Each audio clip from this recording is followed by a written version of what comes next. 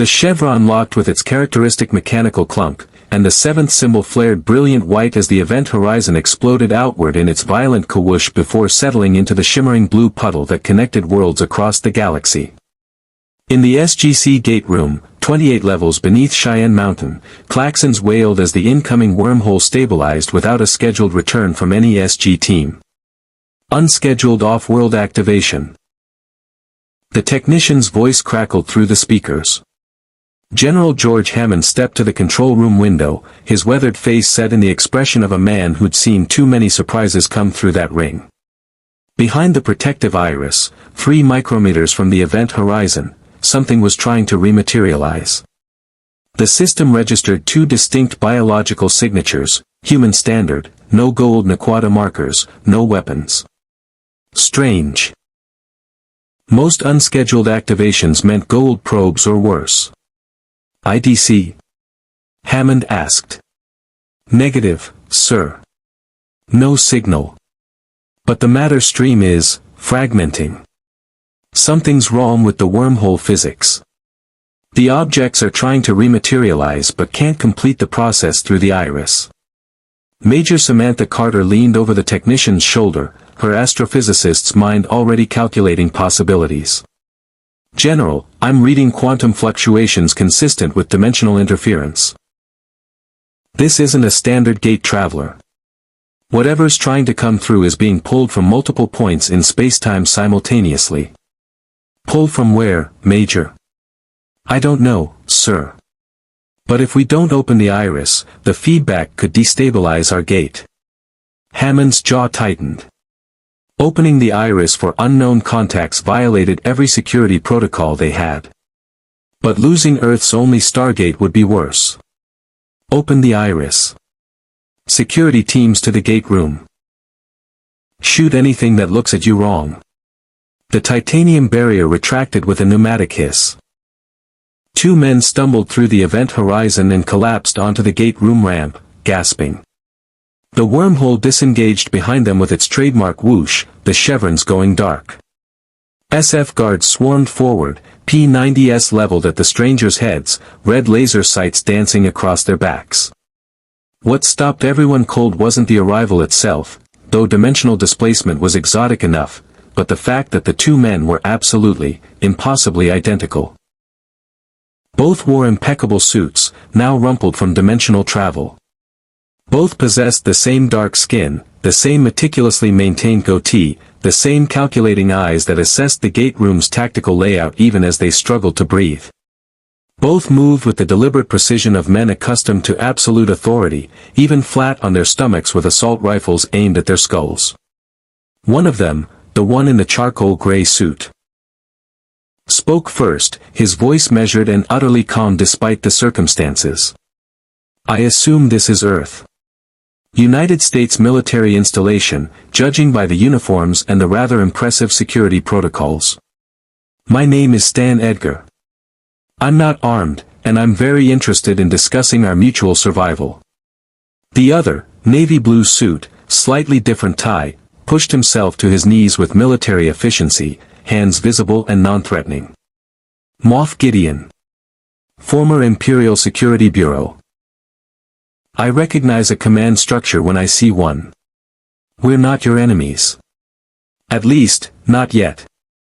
In the control room, Colonel Jack O'Neill had joined Hammond and Carter at the window. He stared at the identical strangers, then at his team, then back at the strangers.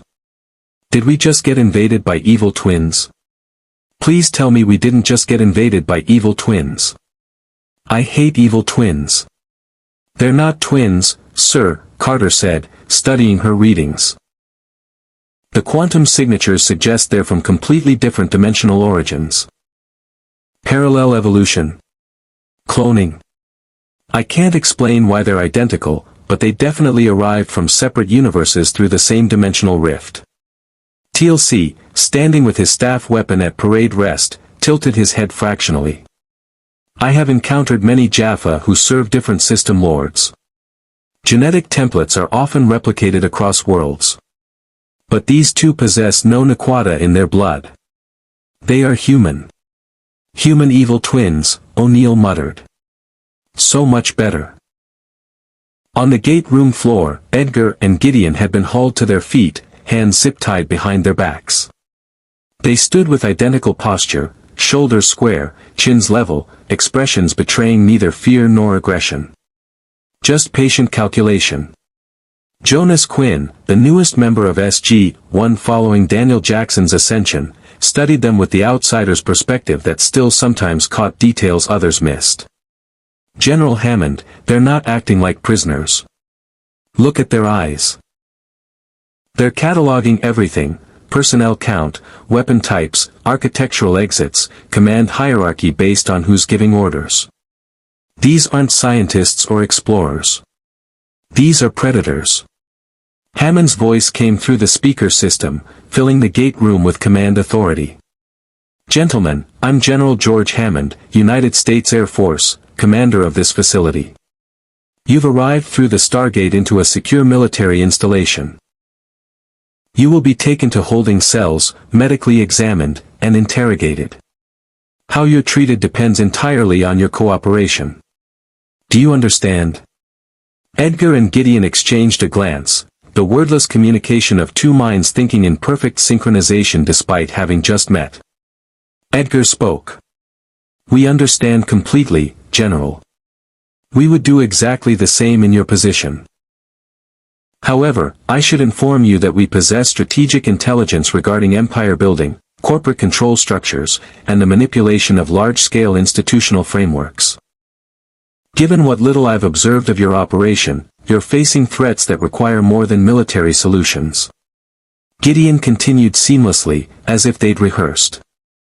And I possess extensive experience in military occupation, resource extraction from subjugated populations, and the logistics of maintaining control over hostile territories. If your facility exists to explore and exploit whatever that ring represents, you'll need expertise in both domains. We're offering our services. O'Neill's voice dripped sarcasm over the intercom. Oh good, corporate raiders and space fascists. Just what we needed. Take them to holding. And someone get me aspirin. A lot of aspirin. As SF personnel escorted the identical strangers toward the elevator, Edgar caught Gideon's eye and gave the faintest nod. They'd seen enough. The Stargate was a transportation network. The military protocol suggested a command structure fighting threats beyond single-world scope. The technology level indicated they'd arrived in a universe with faster-than-light capability but not complete galactic dominance. And most importantly, they'd seen the cracks, the tension between military authority and scientific curiosity in the control room, the mention of threats, plural, the fact that this installation clearly operated with some degree of secrecy even from its own government. Cracks were opportunities. And two master manipulators who'd built empires by exploiting institutional weaknesses had just found themselves in a universe with an entire galaxy of institutions to exploit. The elevator doors closed on their identical, patient smiles. In the control room, Carter turned to Hammond. Sir, I need to analyze the dimensional readings from their arrival. If that ancient device on P3X774 is pulling people from alternate realities, we need to shut it down before something worse comes through. Agreed. Take SG-1N, Hammond paused. Where is Dr. Jackson? The question hung in the air, heavy with loss. Daniel had ascended 3 months ago, leaving a hole in SG-1 that Jonas Quinn tried to fill but couldn't quite match. They all still looked for Daniel in briefings, still expected his archaeological insights and moral compass. Jonas stepped forward. I'll go with them, General. And I think we should be very careful with those two. I've read about charismatic leaders on Kelowna who consolidated power not through force but through making themselves indispensable to existing institutions. These men have that same quality. They're already positioning themselves as valuable assets. O'Neill clapped Jonas on the shoulder. Kid's got good instincts. Those two are trouble. The kind of trouble that smiles while it stabs you. He turned to Hammond. Permission to make their interrogation extremely uncomfortable, sir. Denied, Colonel. We follow protocols. But keep security tight. If they're from universes advanced enough to have dimensional travel, they might know things we can't afford to ignore. Hammond's expression was grim. And find out why they look identical. That can't be coincidence. If you want to see more characters enter different universes, hit that subscribe button and drop the name of a character and the universe you'd want to see them in down in the comments below. Indeed. 3 levels down, in adjacent holding cells designed to contain goa'uld-possessed humans, Stan Edgar and Moff Gideon sat on metal bunks and began planning their ascension through a power structure they'd only just discovered. They didn't have Vought International or the Imperial fleet. But they had something better: identical faces, complementary expertise, and a universe full of factions that didn't yet know they just met their greatest manipulators. The game had begun. The interrogation room was standard military issue: concrete walls, steel table bolted to the floor, one-way mirror concealing observers, and a single overhead light that cast harsh shadows designed to create psychological pressure. Stan Edgar sat with his hands folded on the table, his posture relaxed despite the zip ties that had been replaced with proper restraints. He'd been in more hostile boardrooms. Across from him, Colonel Jack O'Neill slouched in his chair with deliberate casualness, a file folder closed in front of him. The military man's body language screamed indifference, but Edgar recognized the tactic, feigned disinterest to encourage the subject to fill silence with information. Edgar had used the same technique in countless negotiations. So, O'Neill said, examining his fingernails. Stan Edgar, CEO of Vought International. Except there is no Vought International in our universe, which makes your resume a little thin. Want to explain how you ended up taking an unscheduled trip through our Stargate? I was conducting a routine inspection of our pharmaceutical research division in Brooklyn, Edgar said, his tone suggesting he was discussing quarterly earnings rather than dimensional displacement. One of our scientists was testing a compound designed to stabilize neural pathways in enhanced individuals. There was a cascade failure. Blue light, sensation of being pulled apart at the molecular level, and I found myself standing next to my apparent twin on your landing platform. Enhanced individuals, O'Neill repeated. You mean like, he made vague hand gestures that might have indicated flying or super strength. Precisely. Individuals with extraordinary abilities created through controlled biochemical intervention. Vought International held the patent on the compound, Compound V. And managed the public relations, legal frameworks, and commercial applications for these individuals. Edgar paused. I assume from your reaction that this universe doesn't have a similar industry. O'Neill's expression remained neutral, but Edgar caught the microscopic tell, a fractional tightening around the eyes. Information acquired: this universe had encountered enhanced humans before, and the experience hadn't been positive. We've met our share of folks with special abilities, O'Neill said. Usually they're either good people trying to help or false gods enslaving entire planets. Not a lot of middle ground in the corporate superhero management space. False gods, Edgar said thoughtfully. That's the second reference I've heard to threats beyond single-world scope. You're fighting a war across multiple planets, aren't you? Using that ring as a transportation network. I ask the questions. You provide the answers. That's how this works. Of course, Colonel. Though I should mention that in my universe, I managed an organization with over 43,000 employees, annual revenue exceeding $60 billion, and political influence extending to the highest levels of government. I'm accustomed to strategic planning on a scale most military officers never encounter. If you're fighting enemies across a galactic network, I can provide insights into resource allocation, public messaging, and institutional control that might prove valuable. O'Neill leaned forward. Here's what I think. I think you're a corporate scumbag who got lucky with some super soldier serum and spent your career turning people into products. I think you see our operation and smell opportunity. And I think you're going to tell me everything about this Compound V, because if there's one thing we don't need, it's more ways for bad guys to make super soldiers. Edgar allowed himself the faintest smile. Colonel, in my experience, the definition of bad guys tends to depend entirely on perspective. But I'll answer your questions. I have nothing to hide and everything to offer. In the adjacent interrogation room, Major Samantha Carter faced Moff Gideon with considerably more technical precision. TLC stood in the corner, staff weapon held across his chest, his golden Jaffa symbol hidden beneath his black cap. The Jaffa warrior's presence was deliberate, a reminder that this facility had dealt with empire builders before. You claim to be from something called the Imperial Remnant, Carter said, reviewing her notes.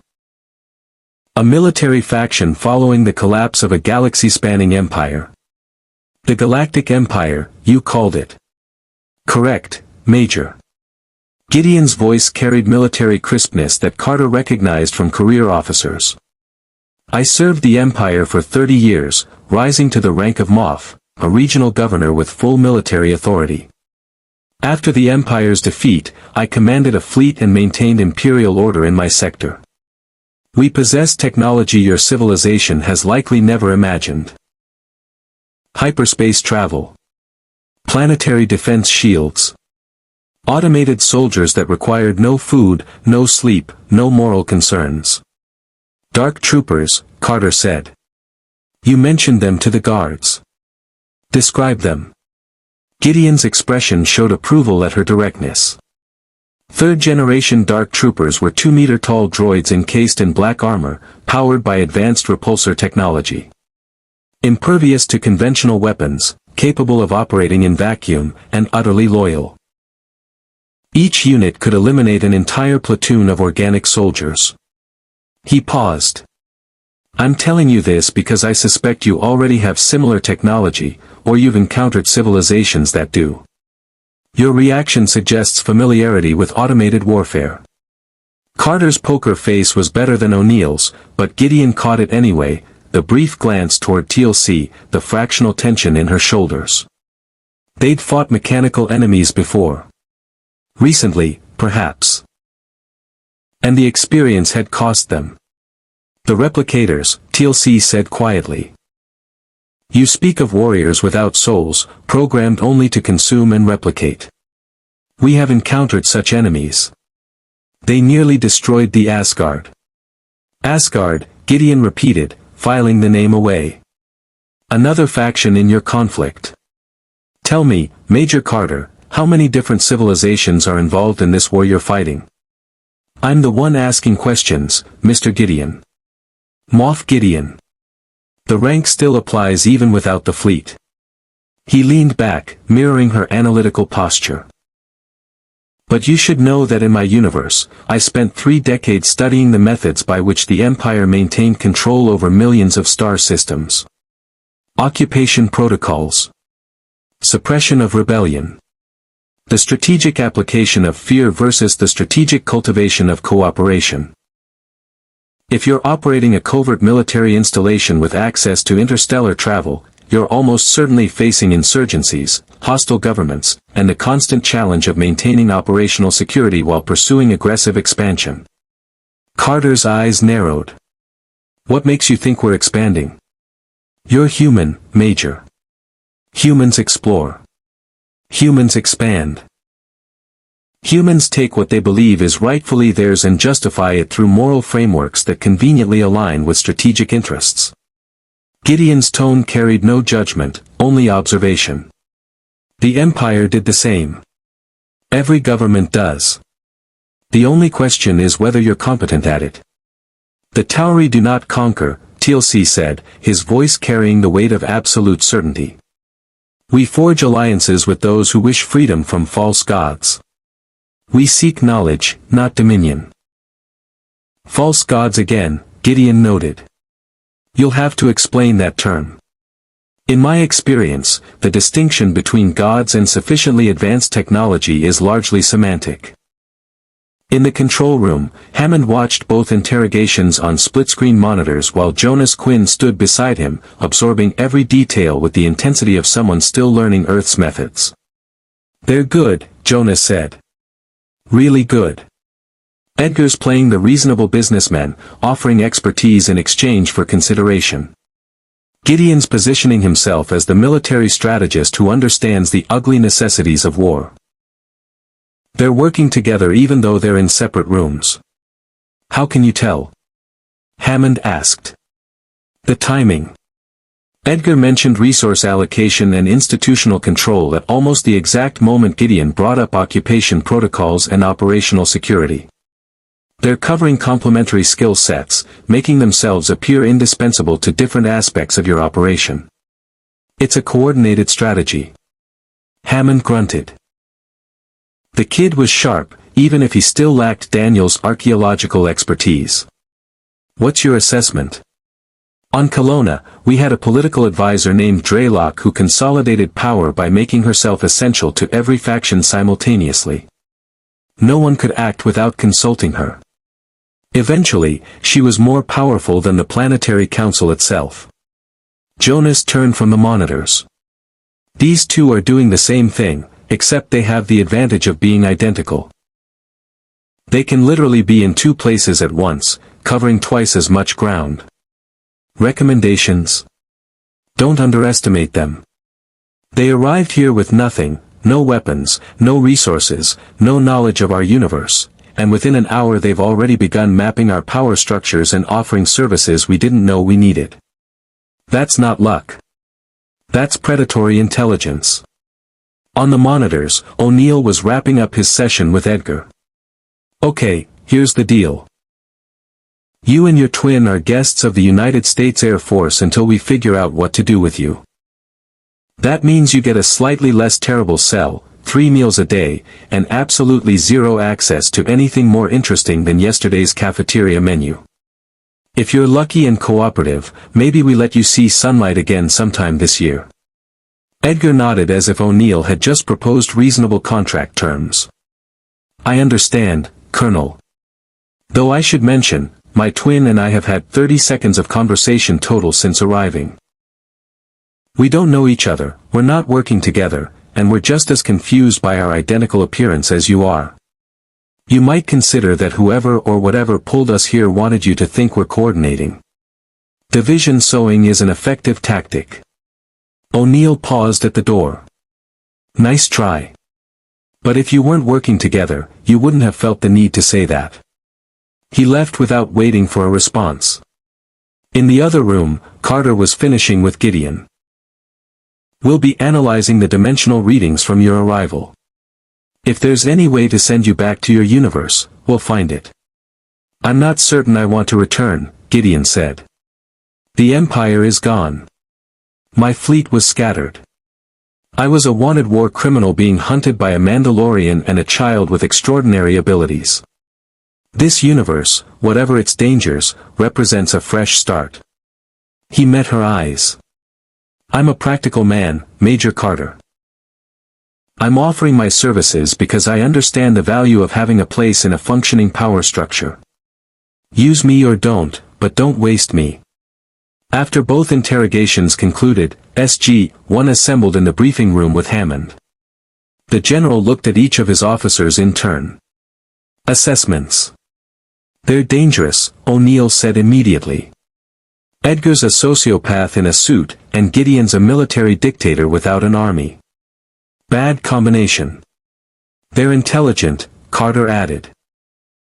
Both of them adapted to captivity and interrogation with remarkable speed. They're already gathering intelligence on our operations just from our questions. And they're right about one thing, their knowledge of large-scale organizational management could be valuable. We're still learning how to coordinate with the Tok'ra, manage our growing list of allies, and maintain security. Strategic expertise isn't our strong suit. TLC spoke carefully. I have served system lords who believed themselves gods. I have seen how they manipulate those beneath them, offering rewards and punishments to maintain control. These two possess the same quality, but they require no gold symbiote to achieve it. They are what the system lords would be without their parasites, pure calculated ambition. Jonas raised his hand slightly, still adjusting to Earth's less formal briefing style. General, what if we're asking the wrong question? We're trying to figure out if they're trustworthy. But maybe the real question is, who else will try to recruit them? The room fell silent. Hammond's expression hardened. The NID. The Trust, O'Neill corrected. If there are still Goa'uld-infiltrated agents in the NID, they'd love to get their hands on two strategic geniuses who have zero loyalty to Earth and every reason to make deals. Then we keep them locked down, Hammond decided. Maximum security. No contact with anyone outside this facility. Carter, I want a full analysis of that dimensional rift.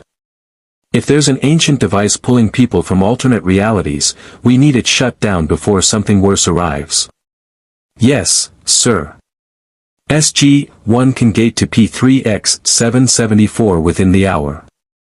As the team filed out, Hammond remained at the conference table, staring at the files on Edgar and Gideon.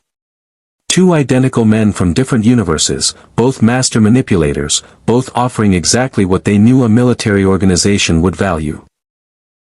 Jonas's words echoed in his mind, they can literally be in two places at once. The Stargate program had faced Goa'uld system lords, replicators, and even ascended beings. But they'd never faced enemies quite like this, threats that required no armies, no technology, no supernatural powers. Just the ability to make any organization serve their purposes. And Hammond had the sinking feeling that keeping them locked up would prove considerably harder than capturing them had been. 3 levels down, in their adjacent cells, Stan Edgar and Moff Gideon sat in identical positions on their bunks. They couldn't see each other, couldn't communicate, couldn't coordinate. But they didn't need to. They'd both spent decades reading organizations, identifying fractures, and exploiting institutional weaknesses. And in the brief hours since their arrival, they'd already learned everything they needed to know.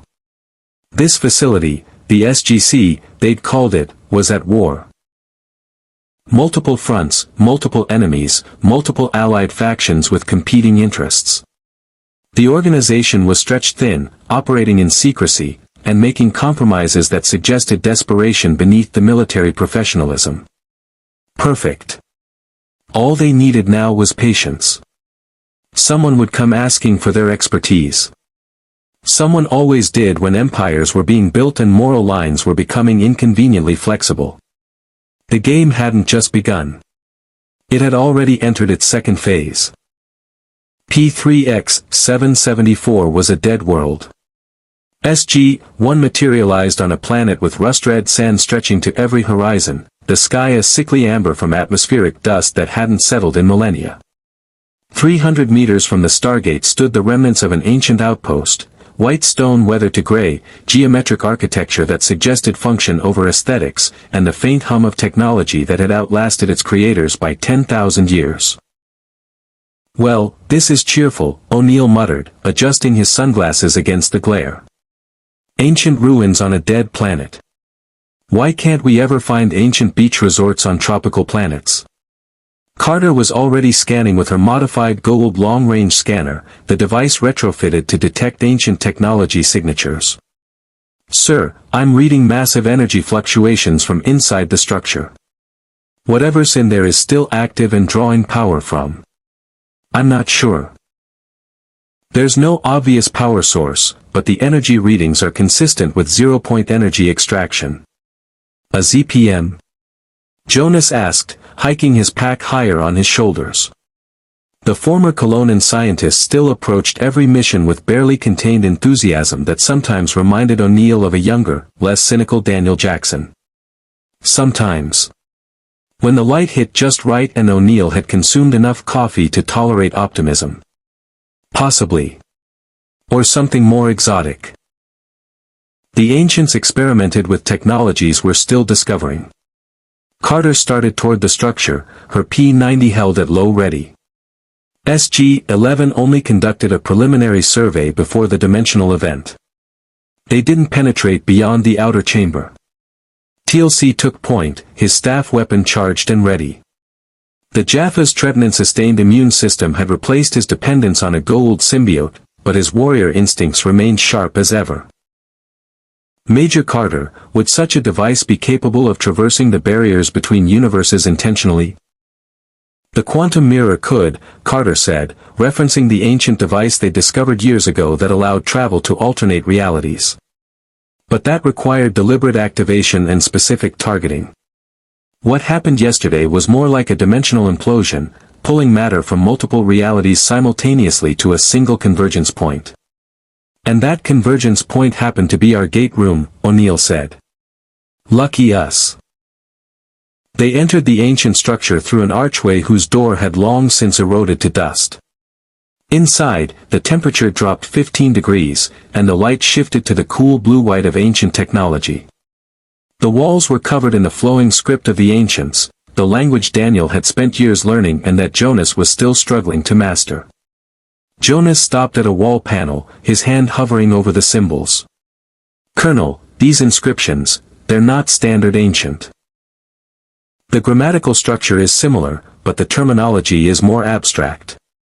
Philosophical rather than technical. Can you read it? Carter asked. Some. It's talking about convergence of possibilities and the weight of choices made in shadow. That phrase keeps repeating, choices made in shadow. Like they're describing parallel timelines or alternate realities where different decisions were made.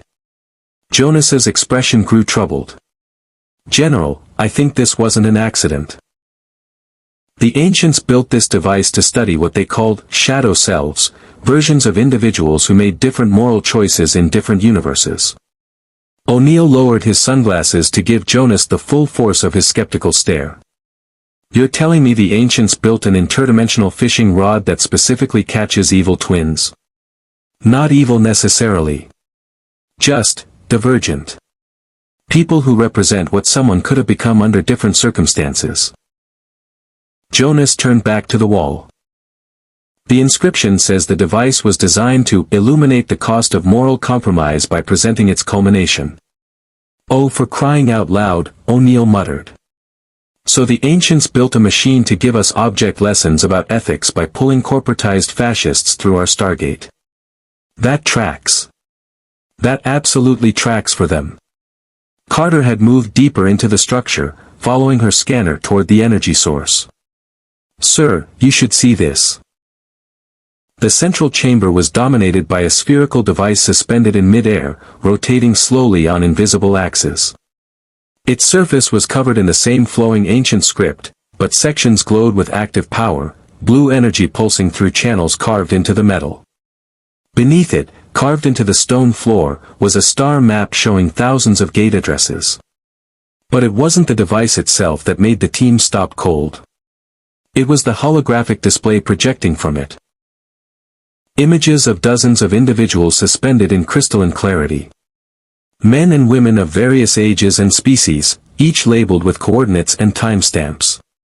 And prominently displayed, side by side, were the images of Stan Edgar and Moff Gideon. Okay, O'Neill said slowly. Anybody else getting serious creepy ancient experiment vibes here? Carter approached the console beneath the device, her hands moving carefully over the control interface. The ancient gene that flowed through her bloodstream. Inherited naturally, not through the artificial gene therapy some personnel received, allowed the technology to respond to her touch. Information flooded the holographic display. Oh no, she whispered. I hate it when you say that, O'Neill said. What's oh no? This device, it's called the Speculum Anime, Mirror of Souls in Ancient. It was an experiment by a faction of ancients who believed their civilization was too peaceful, too passive. They thought the ancients had lost their edge by suppressing aspects of themselves, ambition, ruthlessness, the willingness to make hard choices. Carter's fingers flew across the interface, pulling up more data. They created this device to pull individuals from alternate realities where those suppressed qualities dominated. The theory was that by studying these shadow selves, they could reintegrate lost aspects of their civilization. Let me guess, O'Neill said. The experiment went badly. The project was shut down by the Ancients' High Council. Deemed too dangerous. But the device remained active, set to automatic protocols. Every few thousand years, when specific astronomical conditions align with dimensional instability, it activates and pulls subjects through the quantum barriers. TLC studied the holographic images. Then Edgar and Gideon are not anomalies. They are precisely what this device was designed to retrieve. Individuals who represent suppressed ruthlessness and ambition. But shadow selves of who? Jonas asked. These two aren't alternate versions of anyone we know. Are they? Carter pulled up more data, and the answer materialized in the holographic display. Two profiles appeared beside Edgar and Gideon's images: genetic markers, behavioral analysis, psychological profiles. And beneath each profile, a name. Subject Alpha Primary, shadow convergence of collective human political leadership. Represents consolidated corporate authoritarianism and institutional manipulation. Subject Beta Primary, shadow convergence of collective human military expansion. Represents disciplined imperial subjugation and strategic occupation. They're not shadows of specific people, Carter said, her voice quiet with realization. They're shadows of humanity itself. The device pulled them from universes where human civilization developed our worst institutional qualities to their logical extremes. Edgar represents what we become if corporate power had no ethical constraints. Gideon represents what we become if military expansion had no moral limitations. The silence in the ancient chamber was broken only by the hum of the speculum anime and the whisper of sand against stone outside. O'Neill removed his sunglasses completely, his expression grim. So the ancients, in their infinite wisdom, decided to conduct a social experiment by importing the personifications of humanity's darkest political tendencies. And now we have them locked in our basement. It gets worse, Carter said, scrolling through more data. The device doesn't just pull subjects randomly.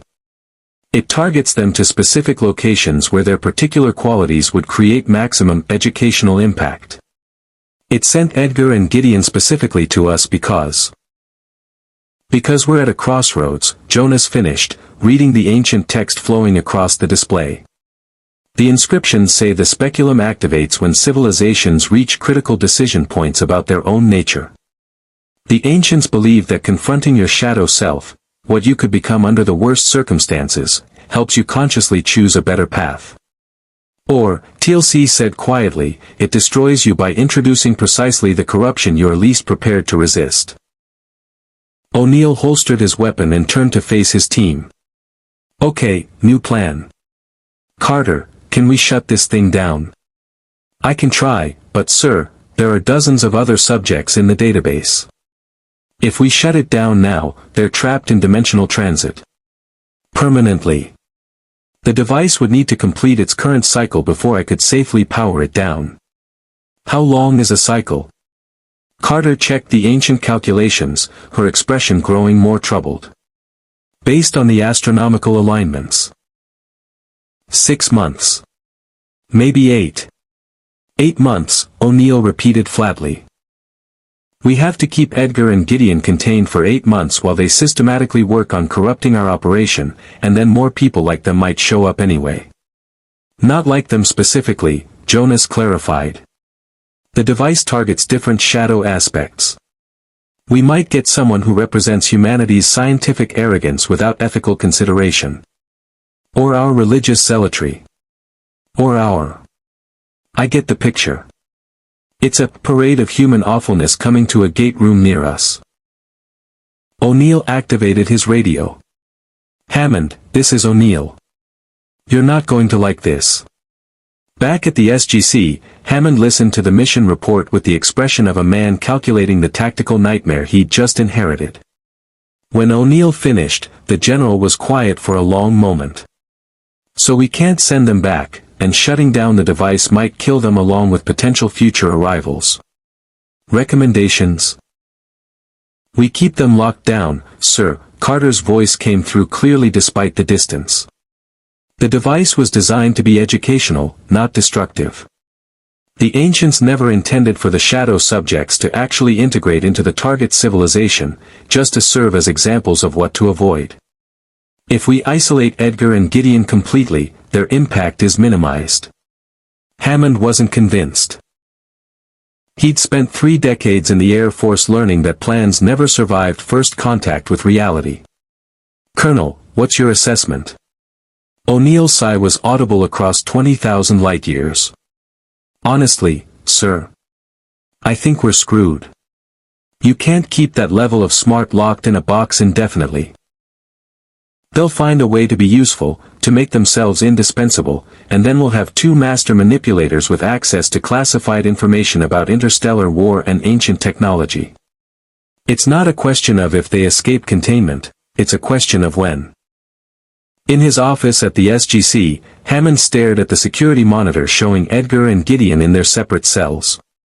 Both men sat in identical positions, hands folded, expressions patient. Waiting. The general had commanded men through wars, classified operations, and first contact with alien civilizations. But this was different. This was an enemy that required no weapons, no armies, no supernatural powers. Just time, patience, and the inevitable institutional fractures that came with any large organization under stress. And the Stargate program had fractures. The NID's rogue operations. The Trust's infiltration. The constant tension between military pragmatism and scientific ethics. The growing number of allied factions with competing interests. The moral compromises that came with fighting false gods who'd enslaved billions. Edgar and Gideon wouldn't need to escape their cells. They just needed someone to open the door and invite them out. "Sir," his aide interrupted. "You have a call from Colonel Simmons at NID. He's asking about the 2 detainees from yesterday's dimensional event. Says he wants to debrief them personally regarding potential security threats to Earth." Hammond's jaw tightened. Colonel Frank Simmons was exactly the kind of NID operative who'd see Edgar and Gideon not as threats but as assets. Men who could provide strategic expertise without the annoying ethical constraints that hampered SGC operations. "Tell Colonel Simmons that the detainees are classified under SGC authority and not available for NID consultation." "He said you'd say that, sir. He's threatening to go over your head to the Pentagon." Of course he was. The NID had been trying to wrest control of the Stargate program for years, and 2 strategic experts from alternate universes represented exactly the kind of intelligence asset that would strengthen their position. "Inform Colonel Simmons that if he attempts to circumvent my authority, I will personally ensure that every rogue operation his department has conducted in the past 5 years receives full congressional oversight." Hammond's voice could have cut titanium. "That is all." After the aide left, Hammond returned to the monitors. Edgar had stood and was examining his cell with the methodical attention of someone cataloging structural weaknesses. Gideon was doing push-ups. Maintaining physical conditioning for whatever opportunity presented itself. The general reached for his phone and dialed a secure line. When it connected, he didn't bother with pleasantries. "Jacob, it's George Hammond. I need talk RA intelligence on something. Have your operatives ever encountered individuals who seem to be concentrated manifestations of specific cultural pathologies? Master manipulators who represent the worst aspects of their civilization?" Jacob Carter's voice. Or perhaps Selmax, it was sometimes hard to tell which personality was speaking, came through with obvious concern. "George, what have you found?" "2 men who might be the most dangerous threats we've ever contained. And the worst part is, they haven't done anything wrong yet. They're just waiting for us to invite them in." In his cell, Stan Edgar smiled faintly. He'd heard the guard discussing the NID inquiry outside his door. The conversation had been deliberately loud.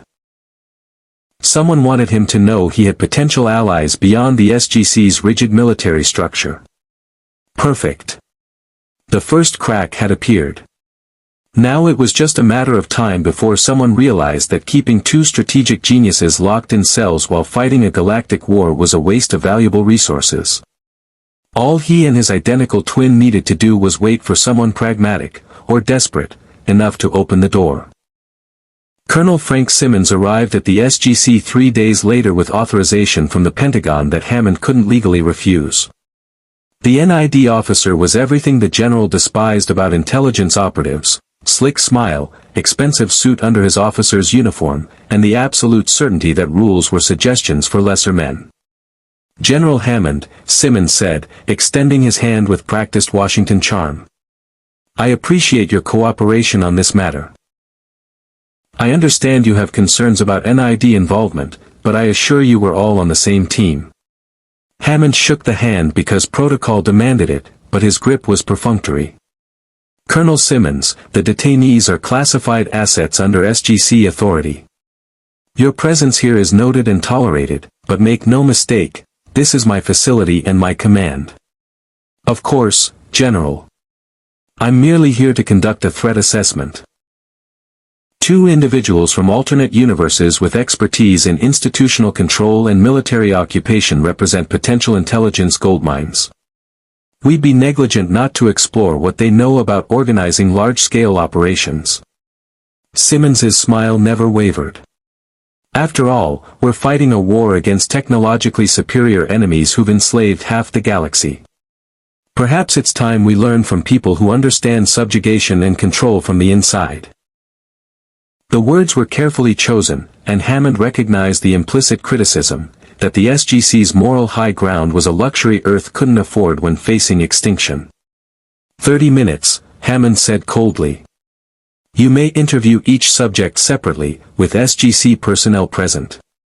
Any attempt to recruit them for NID operations will result in your immediate removal from this facility." "I wouldn't dream of it, General." But Hammond had been in military and political circles long enough to recognize when someone was lying through their professionally whitened teeth. 20 minutes later, Frank Simmons sat across from Stan Edgar in the interrogation room, his file folder open but ignored. The NID colonel studied the CEO with the appreciation of one predator recognizing another. "Mr. Edgar, I've read the transcript of your interrogation with Colonel O'Neill. Fascinating background. Vought International sounds like an impressive operation. Managing enhanced individuals as corporate assets, navigating legal frameworks around superhuman activities, maintaining public relations during catastrophic incidents." Edgar's expression remained neutral, but Simmons caught the microscopic shift, interest, carefully masked. It was complex work, requiring coordination between legal, scientific, political, and public relations divisions.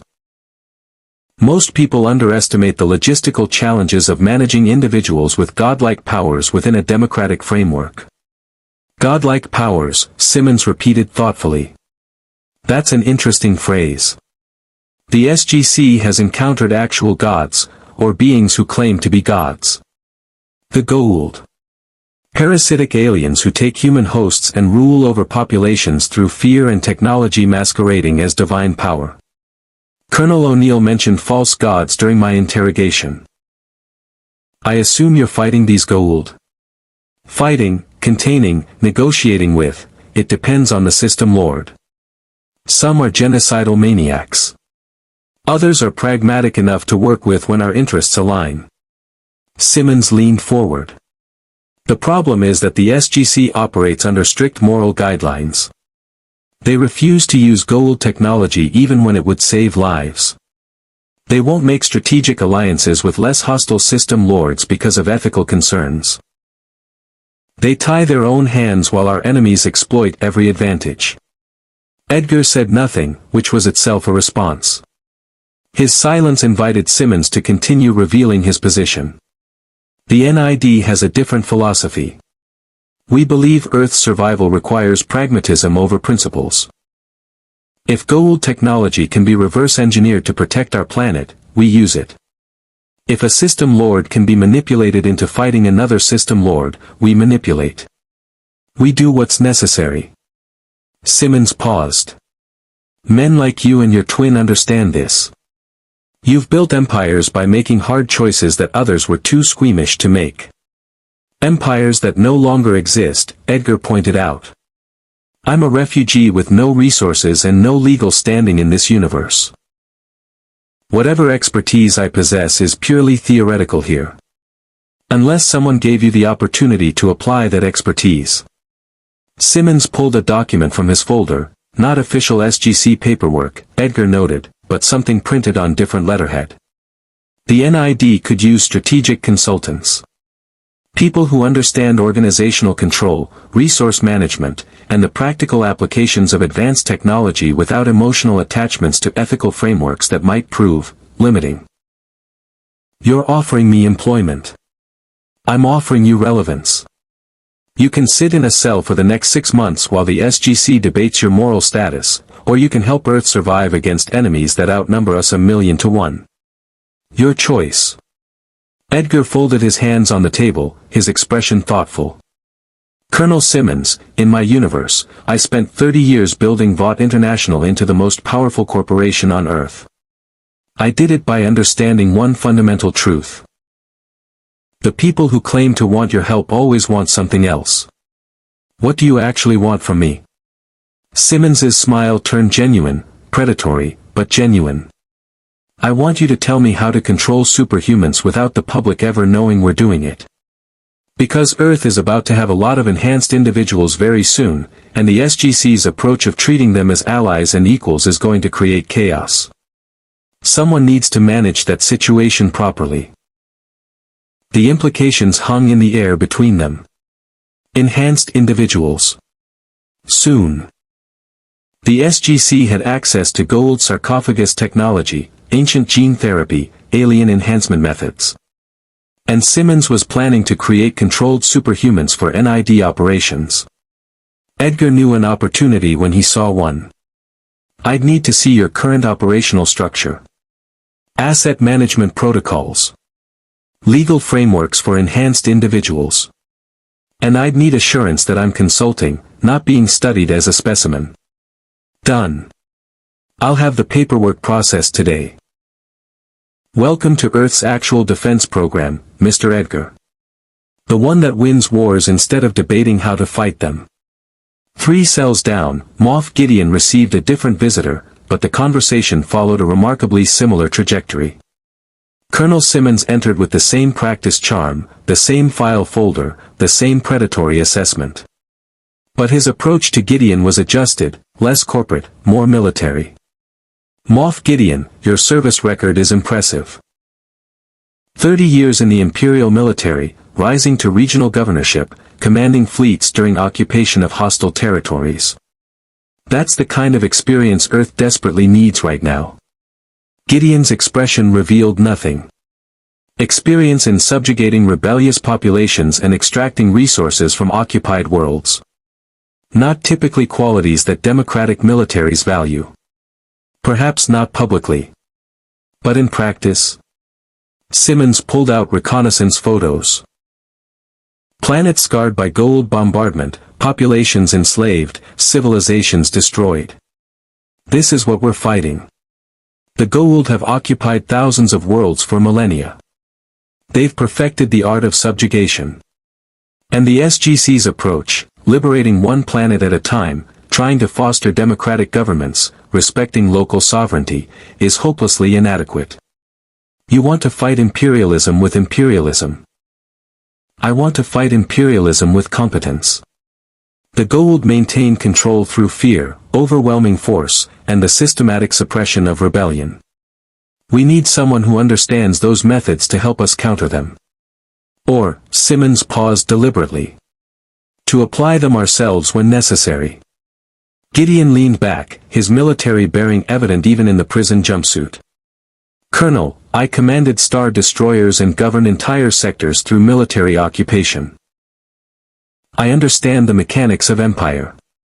But I also watched that empire collapse because it overextended, alienated its own citizens, and failed to adapt to changing strategic realities. If you're suggesting Earth build a galactic empire, you're condemning yourselves to the same fate. I'm suggesting we ensure Earth's survival by any means necessary. If that requires building a sphere of influence, controlling allied planets, or using enhanced human soldiers to project power, so be it. Better an Earth-led empire than extinction under Goa'uld rule. The logic was seductive, Gideon recognized.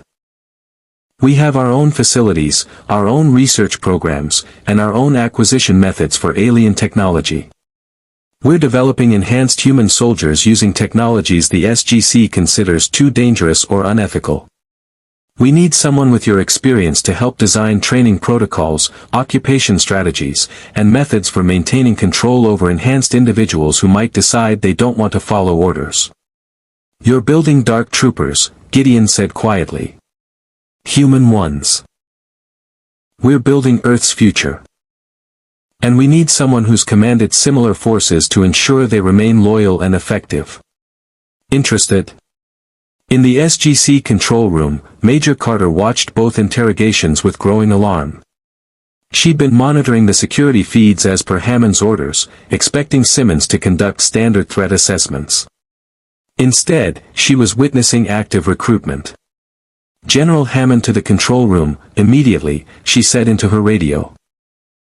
By the time Hammond arrived with O'Neill and TLC, Simmons had completed his recruitment pitch to both Edgar and Gideon. The NID colonel was exiting the cell block, his expression satisfied. Hammond intercepted him in the corridor. Colonel Simmons, what exactly did you discuss with my detainees? Threat assessment, as authorized.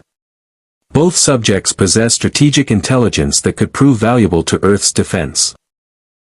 I've recommended they be transferred to NID custody for further consultation. Denied. They remain under SGC authority. Simmons pulled out a document with official Pentagon letterhead.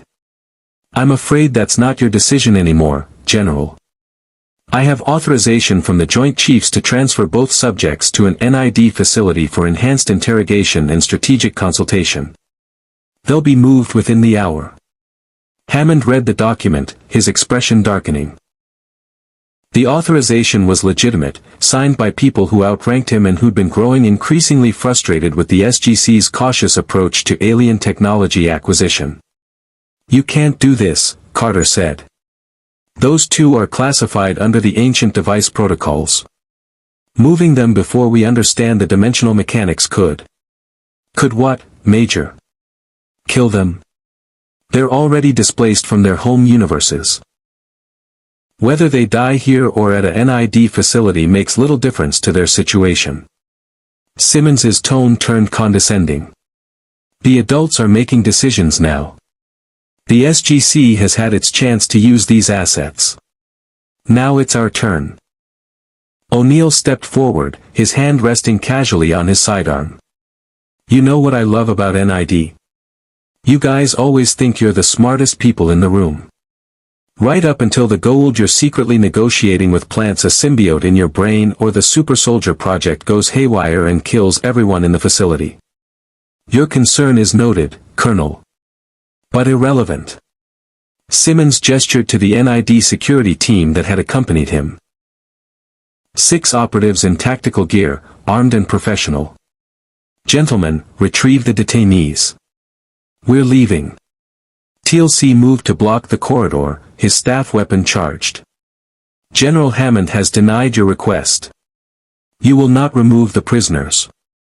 For a moment, the corridor balanced on the edge of violence, SGC personnel facing NID operatives, both sides armed, both sides convinced of their authority.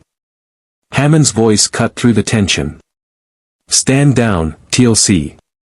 That's an order. The general met Simmons's eyes with cold fury. Colonel, you're making a mistake. Those two will manipulate your operation, compromise your security, and use your resources to build their own power base. And when it all collapses, I'll be here to write the "I told you so" report. Duly noted, General. Simmons signaled his team. Move them out. 20 minutes later, Stan Edgar and Moff Gideon were loaded into an unmarked van in the SGC's vehicle bay, hands secured but treated with notably more respect than during their initial captivity. As the van pulled away from Cheyenne Mountain, the two identical men exchanged their first unmonitored glance. Edgar spoke quietly. NID. Rogue Intelligence Branch operating outside normal command structure. Access to alien technology and human enhancement programs. Ambitions toward controlled superhuman assets. Gideon nodded. Simmons is building an empire within an empire. Using us to design the control mechanisms before his enhanced soldiers become uncontrollable. He thinks we're tools. We are tools, Edgar said. For now. Until we become indispensable. Then we become partners. Then we become management. 6 months, Gideon observed. That's how long we have before the ancient device completes its cycle. Whatever we build with the NID, we need operational control before other shadow subjects arrive and complicate our position. Agreed. Simmons gave us access to exactly what we needed. An organization with resources, ambition, and the moral flexibility to pursue enhanced human programs. We'll give him what he wants, control protocols for superhuman assets. And in the process, we'll ensure those protocols place us in positions of irreplaceable authority. The van merged onto the highway, heading toward whatever NID facility would serve as their new base of operations. Through the tinted windows, the Colorado landscape scrolled past. Mountains, forests, and the big sky of the American West. Neither man had any attachment to this universe, this planet, or the people on it. But they both understood opportunity when they saw it. Earth was fighting a galactic war against technologically superior enemies, maintaining covert operations, and developing enhanced human capabilities. It was the perfect environment for two master manipulators to rebuild their empires. And the best part? Everyone thought they were hiring consultants. At the SGC, Hammond stood in his office, staring at the authorization document that had just cost him control over two of the most dangerous individuals ever to pass through the Stargate. O'Neill entered without knocking. "Sir, we can't let the NID have them. Those two will. We'll do exactly what we'd expect them to do," Hammond finished. "Compromise the NID, build their own power base, and create problems that make Gold System lords look straightforward." He turned to his second-in-command. "But that document is legal and properly authorized. If I refuse, I'll be court-martialed and someone less experienced will take command of this facility. We can't protect Earth from the NID's stupidity if we're removed from the equation. So we just let them go.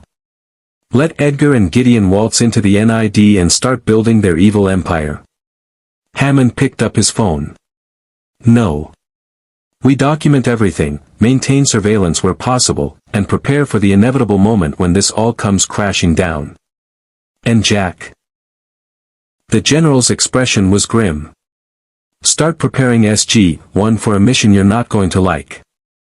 Eventually, we're going to have to clean up this mess. And that means stopping whatever Edgar and Gideon build before it destroys everything we've fought to protect." O'Neill nodded slowly. "You think they're planning something specific?" "I think they're the concentrated manifestation of humanity's worst institutional qualities specifically chosen by an ancient device to test our civilization's moral character. And we just gave them access to alien technology and human enhancement programs." Hammond sat heavily in his chair. "God help us all, Jack. We might have just handed our shadow selves the keys to Earth's future." In the unmarked van, now 50 miles from Cheyenne Mountain, Stan Edgar and Moff Gideon sat in silence. But both men wore identical expressions, the patient, calculated satisfaction of predators who'd just been invited into the henhouse. The game had entered its third phase. And neither the SGC nor the NID yet understood they were no longer the ones making the rules. The NID facility was everything the SGC wasn't. Sleek instead of utilitarian, corporate instead of military, and utterly devoid of the moral deliberation that characterized Hammond's operation. Located in a converted pharmaceutical research complex outside Bethesda, Maryland, the installation operated under commercial cover as a biotech firm while conducting experiments the Pentagon preferred to keep off official records. Colonel Simmons escorted Edgar and Gideon through security checkpoints where retinal scanners and DNA analysis replaced the SGC's comparatively primitive badge system. The guards wore civilian clothes, the laboratories gleamed with private sector polish, and nowhere was the United States flag or military insignia visible. "Welcome to Area 52, Simmons said with barely concealed pride. "The designation is a joke, obviously, but it captures the spirit. Everything the government denies exists, we make real." Edgar assessed the facility with the clinical eye of a CEO evaluating an acquisition target. Impressive operational security. Corporate cover provides legal insulation while maintaining access to classified research. Funding streams hidden in legitimate pharmaceutical budgets. Personnel recruited from private sector to avoid military oversight. He paused at an observation window showing scientists working with something that glowed faintly blue. "That's Naquata, isn't it? Gold mineral." "You learn fast," Simmons observed. "I built a corporation by understanding technologies others feared. This is no different." Gideon studied the laboratory layout with tactical precision. Security is concentrated at entry points but minimal inside the facility. You're operating on the assumption that external threats are greater than internal ones. Dangerous assumption if you're working with enhanced individuals or gold technology. Which is exactly why we need your expertise. Simmons led them into a conference room where holographic displays showed organizational charts, research projects, and strategic assessments. "Gentlemen, what I'm about to show you is classified beyond top secret. Unauthorized disclosure carries the death penalty." Edgar's expression suggested he'd heard similar warnings 1,000 times. "Understood." The holographic display activated, showing a three-dimensional rendering of a human figure with multiple enhancement markers. Simmons manipulated the interface, highlighting different systems. "Project Sarcophagus is our human enhancement initiative. We've acquired 3 gold sarcophagi, healing devices that can resurrect the dead and extend human lifespan indefinitely. The SGC refuses to use them because of psychological side effects, megalomania, emotional instability, addiction. They call it corruption. We call it acceptable risk management." "Acceptable until your enhanced soldiers develop god complexes and stop following orders," Gideon said. "The sarcophagus creates loyalty problems. I've seen similar technology in my universe, medical enhancement that altered psychological profiles. The Empire learned that enhanced soldiers require psychological conditioning to remain controllable, not just physical augmentation." Simmons pulled up another display. "Which is where you come in. We need protocols for managing enhanced individuals. Training regimens that maintain loyalty. Control mechanisms that prevent rebellion. And we need it fast, because we're already recruiting test subjects." "Test subjects," Edgar repeated, his tone neutral. "Human volunteers. Volunteers with questionable backgrounds. Military washouts, intelligence operatives with burned covers, mercenaries looking for second chances. People who understand that enhanced capabilities come with obligations to those who provide the enhancement." It was slavery dressed in voluntary contracts, Edgar recognized immediately. The same model Vought had used, offer desperate people extraordinary abilities, bury the control mechanisms in legal language, and maintain leverage through the threat of ability removal. He'd perfected the approach over 30 years. "You'll need more than enhanced soldiers," Edgar said. "You'll need a public relations framework for when this program eventually becomes public. Legal structures to shield the program from congressional oversight. Media strategies to frame enhanced individuals as heroes rather than weapons. And most importantly, you'll need these enhanced individuals to believe they're choosing to serve, not being compelled." Simmons's eyes gleamed. "Exactly what I was hoping you'd say."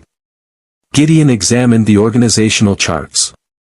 "Your command structure is too horizontal. Enhanced individuals require clear hierarchy and chain of command. Military discipline. You have too many scientists with equal authority and no unified tactical leadership. First crisis, this operation fractures into competing factions. I'm tactical leadership. With respect, Colonel, you're an intelligence officer, not a battlefield commander. You understand espionage and political maneuvering, but you've never commanded troops under fire against enemies with superior capabilities. I have. For 3 decades. Gideon's tone was matter-of-fact, not boastful. If you want this program to survive contact with Gold forces or other threats, you need someone who's actually directed military operations against technologically superior enemies. The territorial challenge was subtle but unmistakable. Simmons could accept it gracefully and gain Gideon's expertise, or he could defend his authority and lose the strategic value he'd just acquired. Simmons chose pragmatism. What do you propose? Restructure your enhanced soldier program under military protocols. I'll design the training regimen, tactical deployment strategies, and command hierarchy. Edgar handles the legal, public relations, and psychological control frameworks. You maintain overall operational authority but defer to our expertise in our respective domains. And in exchange, we become more than consultants, Edgar said. We become program directors. With appropriate authority, resources, and autonomy to build what Earth actually needs to survive this war. It was the moment every negotiation reached. The transition from employee to partner, from tool to indispensable asset. Simmons was smart enough to see it coming but ambitious enough to accept it anyway. The alternative was returning Edgar and Gideon to SGC custody and admitting the NID couldn't manage what he'd promised to deliver. Provisional program directorship, Simmons agreed. Subject to results. Fail to deliver, and you're back in cells. Deliver, and you'll have everything you need to build Earth's first enhanced military force. Agreed, both men said simultaneously. Over the next 2 weeks, Edgar and Gideon systematically infiltrated and restructured the NID's enhanced human program. Edgar began by interviewing the 12 test subjects who'd already undergone preliminary sarcophagus treatments, men and women who'd been promised enhanced healing, extended lifespan, and opportunities to serve Earth's defense. What he found was predictable. Psychological instability, emerging megalomania, and the early stages of the addiction cycle that made Gold system lords increasingly unhinged over millennia. The SGC had been right about the corruption, but they'd approached it as a moral failing rather than a management challenge. Edgar saw it differently. In his second week, he implemented what he called the Vought protocol, a comprehensive psychological conditioning program disguised as enhanced training. Test subjects underwent daily, counseling sessions that were actually systematic manipulation designed to redirect their growing god complexes toward service rather than rebellion. The key was making them believe enhanced status came with heroic responsibility. That their abilities obligated them to protect normal humans. That NID oversight was partnership rather than control. The same narrative Vought had fed to superheroes for decades, refined through focus groups and psychological research that would never pass ethical review. It worked disturbingly well. Simultaneously, Gideon restructured the military training protocols. He'd observed that the NID's approach treated enhanced soldiers as special forces operators with better healing, fundamentally wrong. Enhanced individuals required completely different tactical training that accounted for their altered risk calculations. Someone who could survive injuries that would kill normal humans fought differently. Took different risks. Required different command structures that accounted for near immortality, creating strategic recklessness. Gideon designed training scenarios based on Imperial stormtrooper conditioning, absolute discipline, unit cohesion, and psychological preparation for casualties even among enhanced soldiers. He understood what the NID scientists didn't, that making soldiers harder to kill didn't make them better soldiers unless you trained them to use that advantage tactically. By week 3, the enhanced soldiers were responding to Gideon's training with disturbing efficiency. Their combat effectiveness had increased 40%. Their loyalty indicators, measured through psychological assessment and behavioral monitoring, showed marked improvement. And most tellingly, they'd begun referring to Gideon as "Commander" without being instructed to do so. Colonel Simmons watched the transformation with satisfaction. Gentlemen, I have to admit, I'm impressed. The program has made more progress in 3 weeks than in the previous 6 months.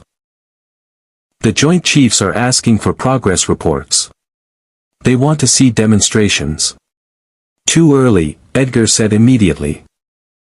The conditioning requires another 6 weeks minimum before public demonstration. Rush it, and you risk psychological breaks under pressure. The test subjects need more time to internalize the control frameworks. We don't have 6 weeks. The SGC just lost another SG team to Anubis's forces.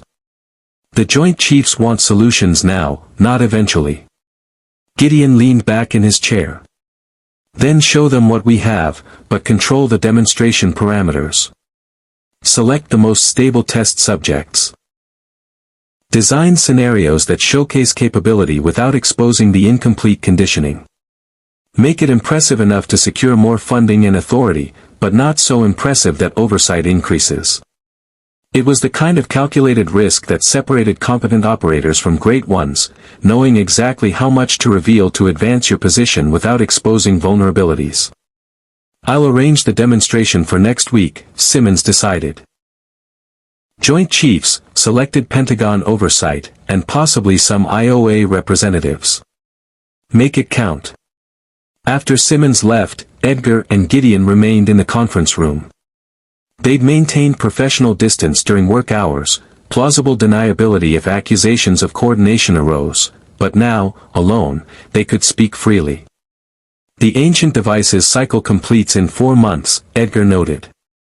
More shadow subjects will arrive. Possibly at the SGC, possibly elsewhere. We need this operation fully under our control before additional complications arise. Agreed. But there's another concern. Gideon pulled up classified intelligence reports he'd accessed through Simmons's terminal, technically unauthorized, but the colonel had been careless with his passwords. The trust. Simmons mentioned them once, assuming I didn't know the context. But I've been researching. They're NID operatives who've been compromised by gold infiltration.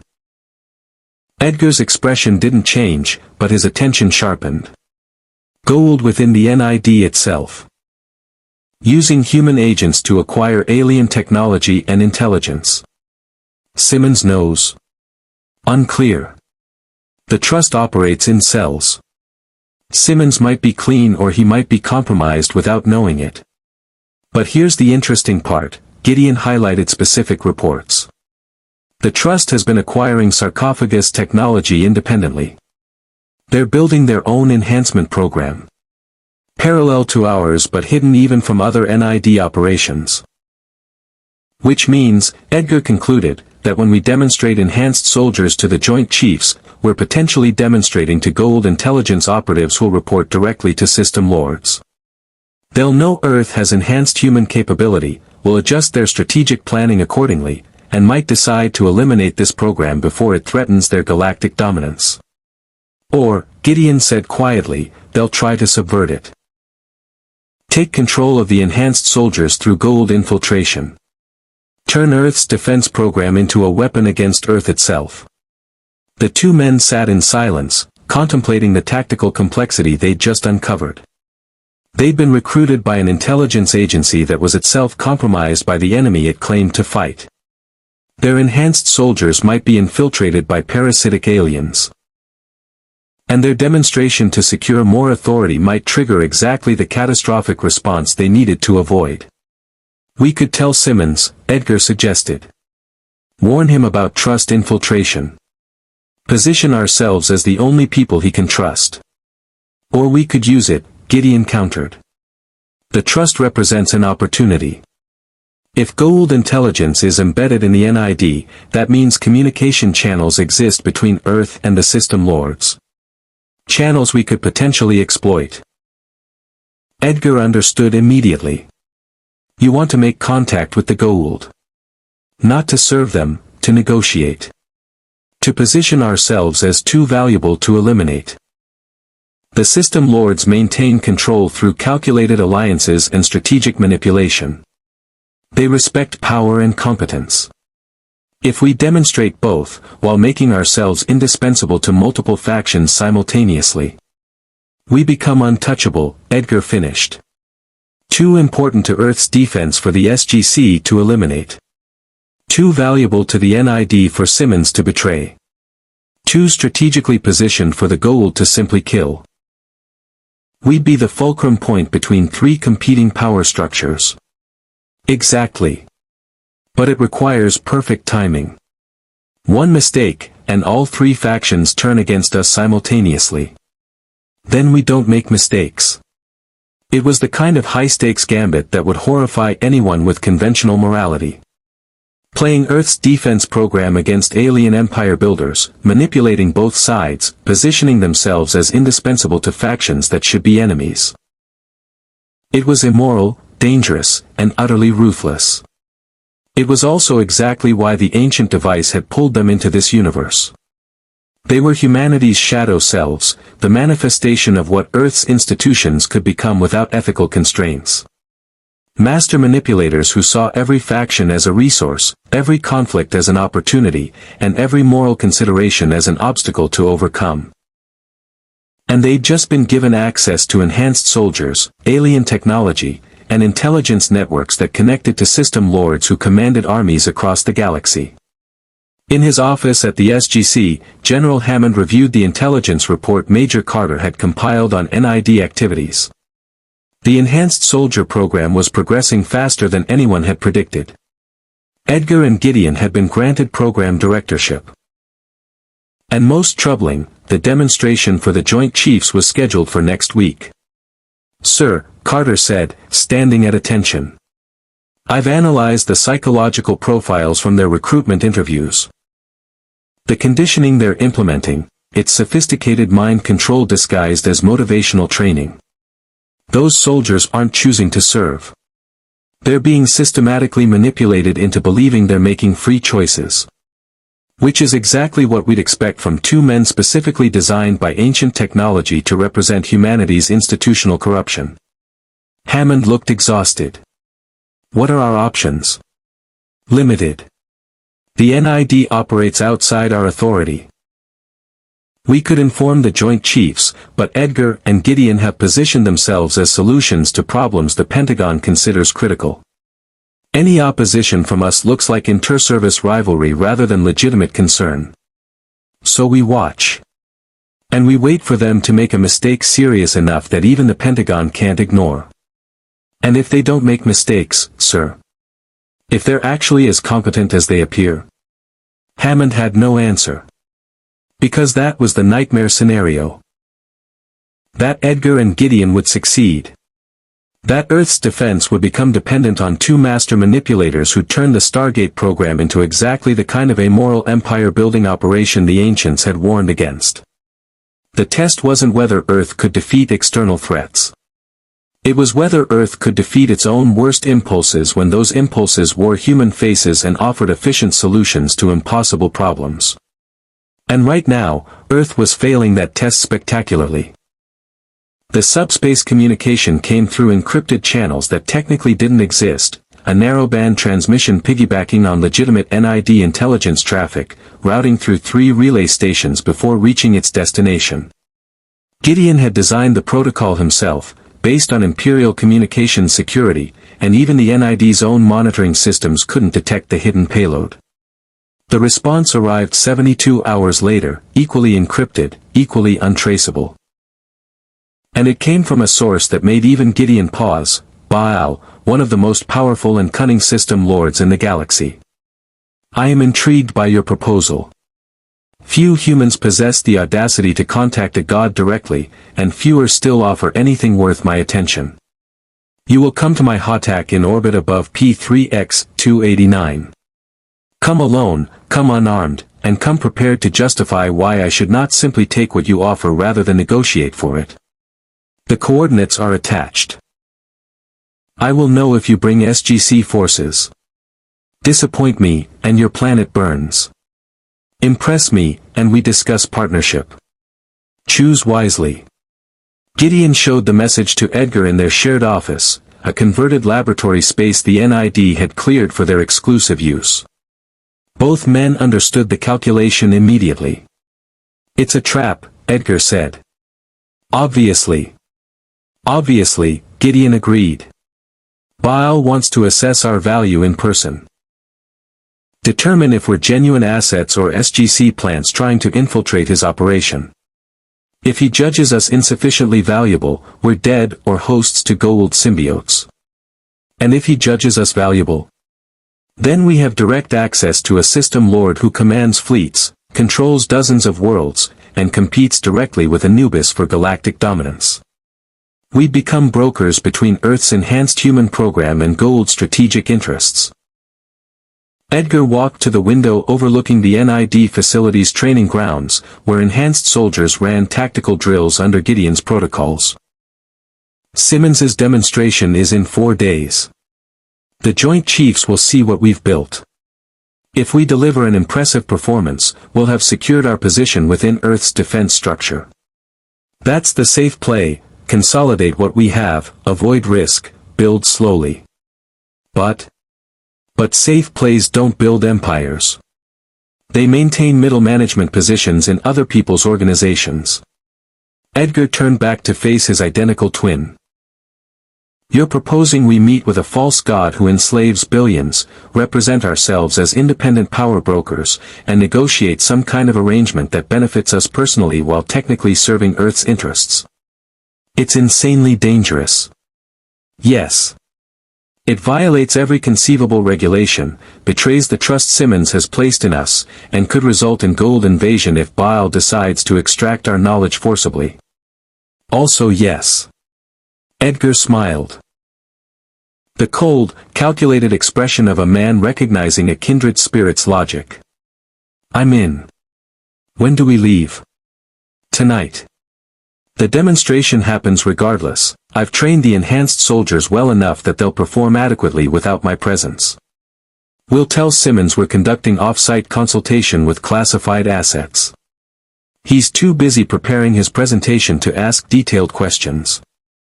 And if Baal kills us? Then Earth's enhanced soldier program loses its architects, the NID's demonstration fails spectacularly, and the SGC gets to write their 'I told you so' report." Gideon's expression matched Edgar's, absolute pragmatism with no illusions about the stakes. But Baal didn't become one of the most successful system lords by killing potentially useful assets before determining their value. He'll want to assess us first. Then let's give him something worth assessing. They left Earth through channels that even the NID didn't officially acknowledge, a commandeered Teltac cargo ship acquired through trust connections that Gideon had carefully cultivated. The Goa'uld vessel was small, utilitarian, and utterly unremarkable, exactly the kind of ship that could approach a system lord's Hotak without triggering immediate suspicion. The coordinates led them to a barren moon orbiting a gas giant in a system the SGC had classified as "avoid at all costs." Baal's mothership hung in orbit like a golden monument to conquest, the pyramid-shaped Hotak that served as mobile palace, military command center, and symbol of divine authority. As their Teltac approached, the Hotak's weapons locked onto them with targeting sensors that could reduce their small ship to component atoms. Gideon transmitted the access codes Baal had provided, and after a tension-filled 30 seconds, the targeting lock released. A tractor beam caught their ship and pulled them into the Hotak's docking bay. They were met by Jaffa warriors. Humanoid soldiers carrying Goa'uld larvae in their abdominal pouches, wearing armor that combined ancient Egyptian aesthetics with alien functionality. The warriors' staff weapons were charged and aimed with professional menace. "You will come with us," the lead Jaffa commanded, his voice carrying the absolute certainty of someone who'd served gods for decades. "Any resistance will be met with death." "We're here to speak with Baal," Gideon said calmly, his military bearing evident even unarmed. "We have no intention of resistance." "That is wise." They were escorted through corridors that demonstrated the Goa'uld aesthetic, gold filigree, hieroglyphic inscriptions, and crystalline technology that pulsed with power. Every surface screamed conquered wealth and divine authority. Edgar recognized it as branding at galactic scale, the systematic use of visual design to reinforce power dynamics. The throne room was exactly what Edgar expected, a vaulted chamber with a throne positioned on an elevated platform, lighting designed to cast the occupant in dramatic silhouette, and architectural elements that forced visitors to approach from below while looking upward. Every psychological trick in the book, refined over millennia. Baal sat on the throne, wearing the elaborate armor and ceremonial dress of a system lord. His face, handsome, confident, carrying the particular arrogance of someone who'd conquered worlds, studied them with obvious amusement. When he spoke, his voice carried the modulated resonance of a goa'uld, the dual-toned effect created by the symbiote and host speaking simultaneously. It was designed to sound divine, overwhelming, and utterly inhuman. So, the two humans who claim to offer me something worth my attention. You look identical. Clones. Genetic manipulation. Or some more exotic method of replication. We're from alternate universes, Edgar said, maintaining eye contact despite every instinct screaming at him to show deference. Pulled here by ancient technology. We're not clones, not brothers, we're what happens when different versions of humanity develop our particular qualities to their logical extremes. Baal's eyes glowed with goa'uld power, a brief flash that demonstrated his supernatural nature. And what qualities are those? Institutional control and strategic manipulation, Gideon said. I built and commanded military forces that occupied entire sectors of a galaxy. Edgar built a corporate empire that controlled superhuman individuals through legal frameworks and public relations. We're experts at organizing power structures and maintaining control over potentially rebellious assets. Fascinating. And you believe this expertise is valuable to me, how, exactly? Baal leaned forward, his expression shifting from amused to genuinely curious. I command fleets. I control dozens of Jaffa battalions. I possess technology your primitive planet can barely comprehend. What could two powerless humans possibly offer a god? Because you're not actually a god, Edgar said bluntly. The throne room fell silent. The Jaffa warriors tensed, staff weapons raising fractionally. Baal's expression froze in something between shock and rage at the blasphemy. Then, unexpectedly, Baal laughed. The sound was genuine, delighted, and utterly terrifying because it came from someone with absolute power over their lives. Oh, this is magnificent. You come to my ship, unarmed and vulnerable, and immediately insult my divinity. Either you're suicidal, or you're the most confident negotiators I've encountered in centuries. The glow faded from his eyes. Continue. But choose your next words very carefully. You're a parasitic alien inhabiting a human host, using technology to simulate divine power while maintaining an empire through military force and systematic deception, Edgar continued, his tone clinical rather than accusatory. The system lords are not gods, you're the galaxy's most successful con artists. And that's not an insult. That's professional recognition. Gideon picked up the thread seamlessly. We've studied your methods through SGC intelligence reports. The religious frameworks you impose on enslaved populations.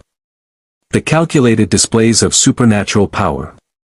The strategic use of fear versus the strategic cultivation of worship. It's brilliant empire building refined over millennia.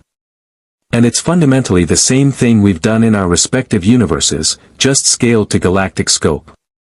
Baal descended from his throne, walking down the steps with predatory grace. He stopped directly in front of them, close enough that they could see the goa'uld symbol on his forehead, the absolute confidence in his posture. You're attempting to establish common ground. To position yourselves as peers rather than supplicants. Bold strategy. He circled them slowly, assessing. But you still haven't explained what you're offering. Recognition of my methods is not value. Earth is developing enhanced human soldiers, Edgar said. Using goa'uld sarcophagus technology combined with training protocols we designed. Within 6 months, Earth will have a military force of near-immortal warriors who can operate at effectiveness levels that rival Jaffa. I'm aware.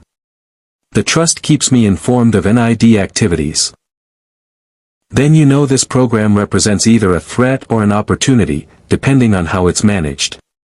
If those enhanced soldiers are directed solely against gold interests, they complicate your strategic position. But if they could be influenced to serve multiple interests, they become assets rather than obstacles. Baal's expression showed genuine interest now. You're offering to make Earth's enhanced soldiers available to me. Betray your own planet. We're offering to ensure Earth's enhanced soldier program doesn't become an obstacle to your operations, Gideon clarified. There's a difference. Earth will continue fighting Anubis, the replicators, and other threats to human survival. But in conflicts where Earth's interests and yours align, and there will be such conflicts, we can ensure cooperation rather than opposition. And in exchange, protection, Edgar said simply. We're building something on Earth that threatens multiple power structures. The SGC sees us as corruption. The NID sees us as tools. The Trust sees us as potential assets for gold infiltration. We need someone powerful enough that none of these factions can eliminate us easily. Someone whose interests are served by our continued operation of Earth's enhanced human program. It was the ultimate high-wire act, offering to serve a system lord while simultaneously demanding protection from that system lord, positioning themselves as brokers between Earth and gold interests, and doing it all while standing in the throne room of someone who could kill them with a thought. Baal returned to his throne, sitting in contemplation. When he finally spoke, the amusement had returned to his voice. I have encountered many humans in my millennia of existence. Brave ones, cunning ones, desperate ones. But I have never encountered humans who approach a system lord with such perfectly balanced audacity and pragmatism. You're either brilliant or insane. Possibly both. He made a gesture, and the Jaffa lowered their weapons. Very well. I accept your proposal. You will continue building Earth's enhanced soldier program under your current parameters. You will ensure that this program does not directly threaten my strategic interests. And when opportunities arise where our mutual survival benefits from cooperation, you will facilitate that cooperation. And our protection? Gideon asked.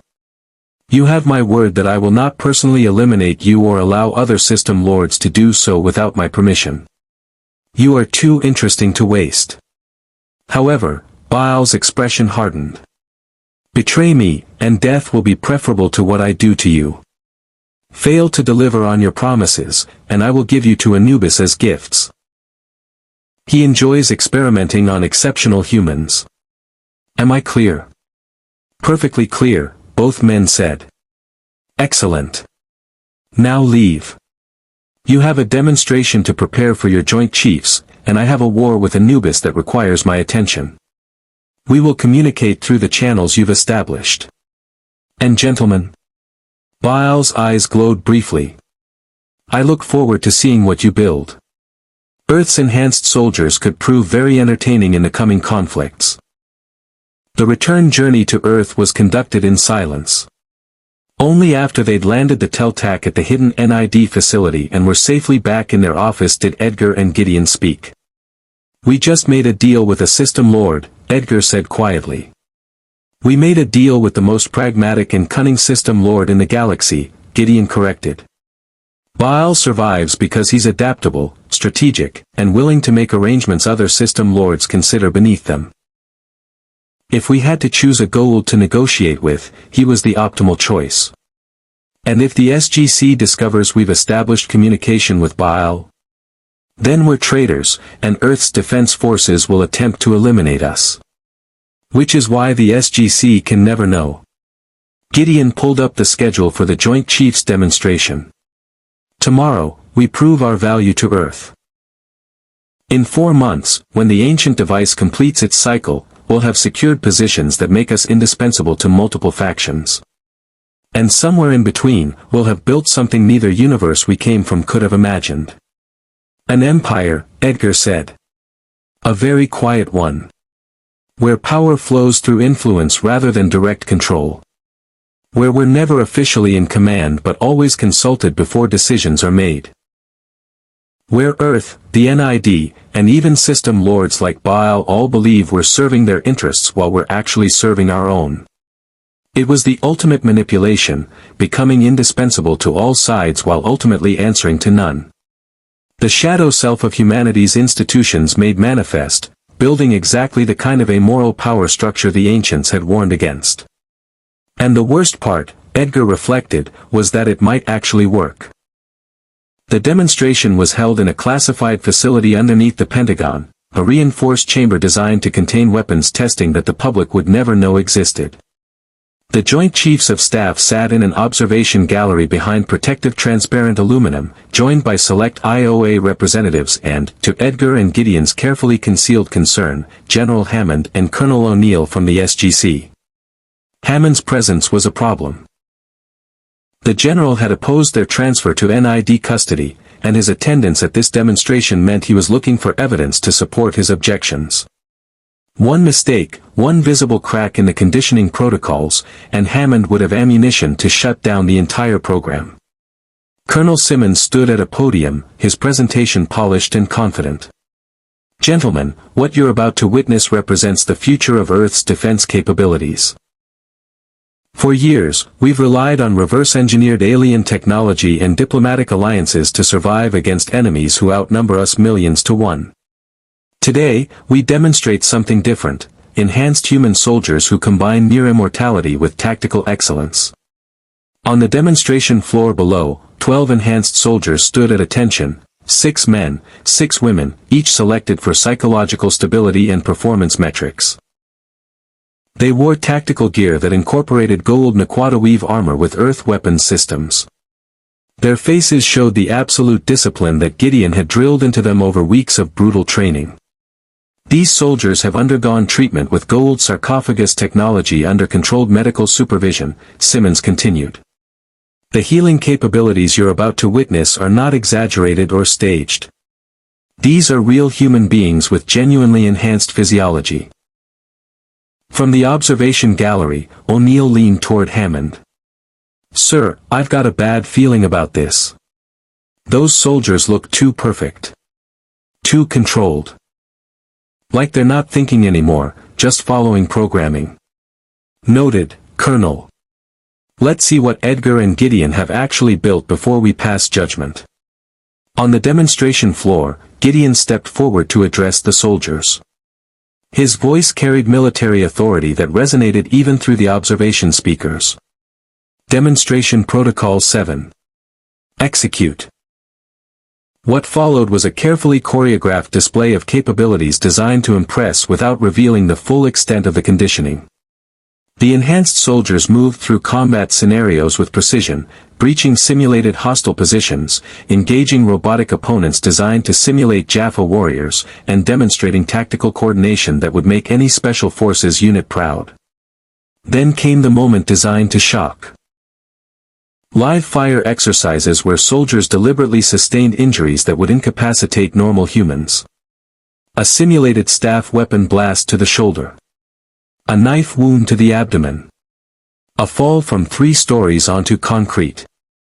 And in each case, the enhanced healing kicked in, injuries closing within minutes, soldiers returning to combat effectiveness while observers watched in stunned silence. Major Samantha Carter studied the biometric readings displayed on auxiliary screens. The healing wasn't instantaneous like a gold symbiote would provide, but it was dramatically faster than normal human recovery. The sarcophagus technology was working exactly as Simmons had promised. But something else caught her attention: neural activity patterns that suggested elevated dopamine production, modified prefrontal cortex responses, and what looked disturbingly like artificially induced loyalty markers. The soldiers weren't just healing. They were being neurochemically conditioned. She made a note to include that in her report to Hammond. Edgar watched from beside Simmons, his expression carefully neutral while he calculated the observers' reactions. The Joint Chiefs were impressed, that was obvious from their body language and the whispered consultations. The IOA representatives looked concerned but intrigued, which was the optimal response. And Hammond. Hammond looked like a man watching his worst fears confirmed. Perfect. The tactical applications are obvious. Simmons continued his presentation. Enhanced soldiers can undertake missions that would be suicide for normal personnel. They can engage Jaffa forces with near parity. They can survive in hostile environments long enough to complete critical objectives. And most importantly, they can be deployed without the political complications of risking normal human casualties. "How many can you produce?" asked General Vidrine, chairman of the Joint Chiefs. "Currently, we're limited by sarcophagus availability and the time required for proper conditioning, training," Simmons corrected smoothly. "With 3 functional sarcophagi in our current protocols, we can produce approximately 2 enhanced soldiers per month. With additional resources and authorization to acquire more Goa'uld technology, that number could increase significantly." "Psychological stability?" asked Ambassador Dryden from the IOA. "The SGC's research indicates sarcophagus technology causes severe personality disorders with repeated use." This was Edgar's cue. He stepped to the podium with the confident bearing of a corporate executive addressing a skeptical board. "Ambassador, that research is accurate but incomplete. The psychological effects occur primarily with repeated resurrections from death and unsupervised long-term use. Our protocols limit sarcophagus exposure to controlled healing sessions, never full resurrection. We combine this with comprehensive psychological screening and behavioral conditioning designed to channel any emerging personality changes into productive loyalty rather than destructive megalomania." It was a masterclass in corporate doublespeak, acknowledging the concern while reframing it as a solved problem, using technical language to obscure the fact that behavioral conditioning was a euphemism for systematic psychological manipulation. Carter caught it immediately. She leaned toward Hammond and whispered, "Sir, he just admitted they're brainwashing these soldiers. Behavioral conditioning to channel personality changes, that's mind control dressed up in psychological jargon." "Can you prove it?" Hammond whispered back. "Not without examining the soldiers directly. And Simmons won't allow that." In the demonstration chamber, the enhanced soldiers had completed their tactical scenarios and now stood in perfect formation, awaiting further orders. Gideon addressed them with crisp military precision. "Enhanced Unit 1, report status." "Sir, all personnel combat effective. 0 casualties, minor tissue damage repaired. Ready for next tasking, sir." The soldiers' response was textbook military discipline, but there was something else underneath. An eagerness that bordered on fanaticism.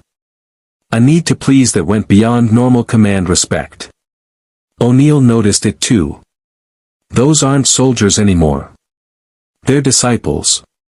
The demonstration concluded with Simmons fielding questions from the Joint Chiefs. Projected costs, deployment timelines, strategic applications against specific threats. The conversation had shifted from, "Should we do this?" to, "How quickly can we scale up?" exactly the transition Edgar and Gideon had orchestrated. General Vidrine stood, his decision clearly made. "Colonel Simmons, the Joint Chiefs are authorizing expansion of this program. You'll receive additional funding, personnel, and authorization to acquire necessary Goa'uld technology through approved channels. We want 50 enhanced soldiers operational within the year." "Thank you, General. We won't disappoint." "You better not. Because if this program fails, or if those soldiers become uncontrollable, the political fallout will end careers. Including mine." "Clear. Crystal clear, sir." As the observers filed out, Hammond approached Simmons with O'Neill at his shoulder. The confrontation was inevitable, 2 opposing philosophies about Earth's defense meeting head-on. "Frank," Hammond said, his voice carefully controlled. "I need to express serious concerns about this program. George, I understand the SGC has reservations. But the Joint Chiefs have made their decision. The Joint Chiefs don't understand what you're creating here. Those soldiers aren't just enhanced, they're conditioned. I saw the same look in Jaffa warriors who'd served system lords for decades. Absolute loyalty produced through psychological manipulation." Simmons's expression hardened. They're trained, General. There's a difference. Is there? Because from where I'm standing, you've taken vulnerable people, given them power they can't fully control, and then systematically programmed them to serve without question. That's not training. That's slavery dressed up in military protocols. Edgar interceded smoothly, stepping between the two officers. General Hammond, I understand your concerns. You're worried we're creating the very thing you've spent years fighting, individuals with godlike powers who've lost their humanity. But consider the alternative. The Goa'uld have been using sarcophagus technology for millennia to maintain their armies. We're simply adapting their methods to defend Earth. Would you prefer we face Anubis's forces with only normal human soldiers who die permanently? I'd prefer we maintain our humanity while fighting for humanity's survival, Hammond said. The moment we start thinking like the Goa'uld, we've already lost what makes us worth defending. Noble philosophy, General. But philosophy doesn't win wars against enemies with overwhelming technological superiority. Results do. Edgar's tone was respectful but unyielding. The SGC explores galaxies and makes allies. We build the forces that keep Earth safe when exploration goes wrong. Both approaches have value. It was a brilliant deflection, acknowledging Hammond's position while implying it was naive idealism, positioning the NID program as necessary pragmatism, and avoiding direct confrontation that might force the Joint Chiefs to choose sides. Hammond recognized the manipulation for what it was. Colonel O'Neill, do you have anything to add? O'Neill studied Edgar and Gideon with the expression of someone identifying enemy combatants. Yeah. You two are smooth operators, I'll give you that. You've got answers for everything, solutions for every objection, and you've convinced a lot of smart people that creating super soldiers with questionable loyalty is a great idea. But here's the thing, I've seen this before. Different circumstances, same pattern. Someone decides Earth needs to fight fire with fire, we start using the enemy's methods, and it always ends badly. Your concern is noted, Colonel, Simmons said dismissively. But the decision is made. This program continues. Then God help us all when those enhanced soldiers decide they don't want to take orders anymore. Because that sarcophagus isn't just healing their bodies, it's changing who they are. And from what I've seen of Goa'uld psychology, those changes don't trend toward humble service. As Hammond and O'Neill left the demonstration facility, Carter joined them in the corridor. Her expression was grim. Sir, I managed to pull the biometric data during the demonstration. The neural patterns are consistent with addiction formation and induced loyalty markers. Edgar isn't managing the psychological side effects, he's weaponizing them. Those soldiers are developing psychological dependence on continued sarcophagus use and conditioned responses that reinforce obedience to authority. Can we prove it to the Joint Chiefs?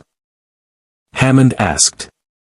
Not without direct examination of the soldiers, psychological evaluation by independent psychiatrists, and time to document the progression. The NID won't allow any of that. Carter paused. Sir, there's something else. I detected communication signals during the demonstration, narrowband subspace bursts too brief to trace. Someone in that room was transmitting data off-site. Possibly to the Trust, possibly to other parties. Edgar and Gideon, O'Neill said immediately. They're reporting to someone. Question is who? Find out, Hammond ordered. Whatever those two are building, it's bigger than an enhanced soldier program. They're playing multiple sides against each other, and we need to know the full scope before it's too late to stop them. Back at the NID facility, Edgar and Gideon reviewed the demonstration in their private office. The presentation had succeeded perfectly. Funding secured, authority expanded, and opposition from the SGC isolated as overcautious moralizing. Hammond knows something's wrong, Edgar observed. And Carter detected the communication bursts. They'll be investigating. Let them investigate, Gideon said. By the time they compile evidence, we'll have 50 enhanced soldiers operational and direct relationships with both NID leadership and System Lord cooperation. The SGC can object all they want, but they can't stop a program the Joint Chiefs have authorized. And Baal? Satisfied with our initial report. The enhanced soldier program proceeds as promised.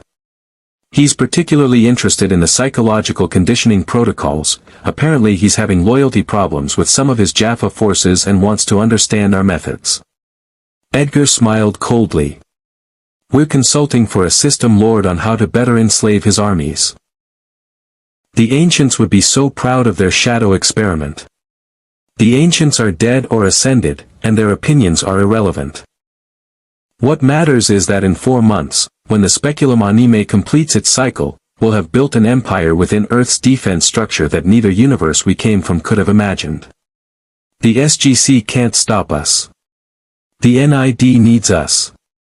And even the system lords are starting to see us as valuable rather than threats. A notification appeared on their shared screen, encrypted message from trust sources.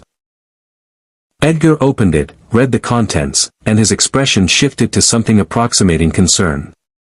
We have a problem. The Trust is offering to extract us from NID custody and relocate us to a facility completely under their control.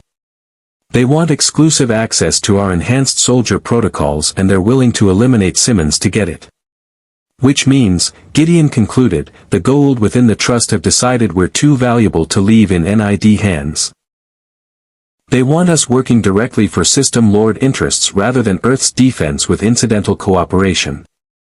Do we accept? No. The Trust is too compromised. Working for them means working for gold who'll eventually take us as hosts or eliminate us when we're no longer useful. But we can't simply refuse, that makes us targets. Gideon thought for a moment. We need to position the Trust and NID in opposition. Make them compete for our services while we maintain independence from both. Corporate strategy, Edgar said approvingly. Create bidding war between competing interests, drive up our value, maintain autonomy through mutual dependency. I've orchestrated dozens of these scenarios at Vought. Then let's orchestrate one here. The enhanced soldier program becomes the prize. NID and Trust both want control. We're the only people who can deliver it.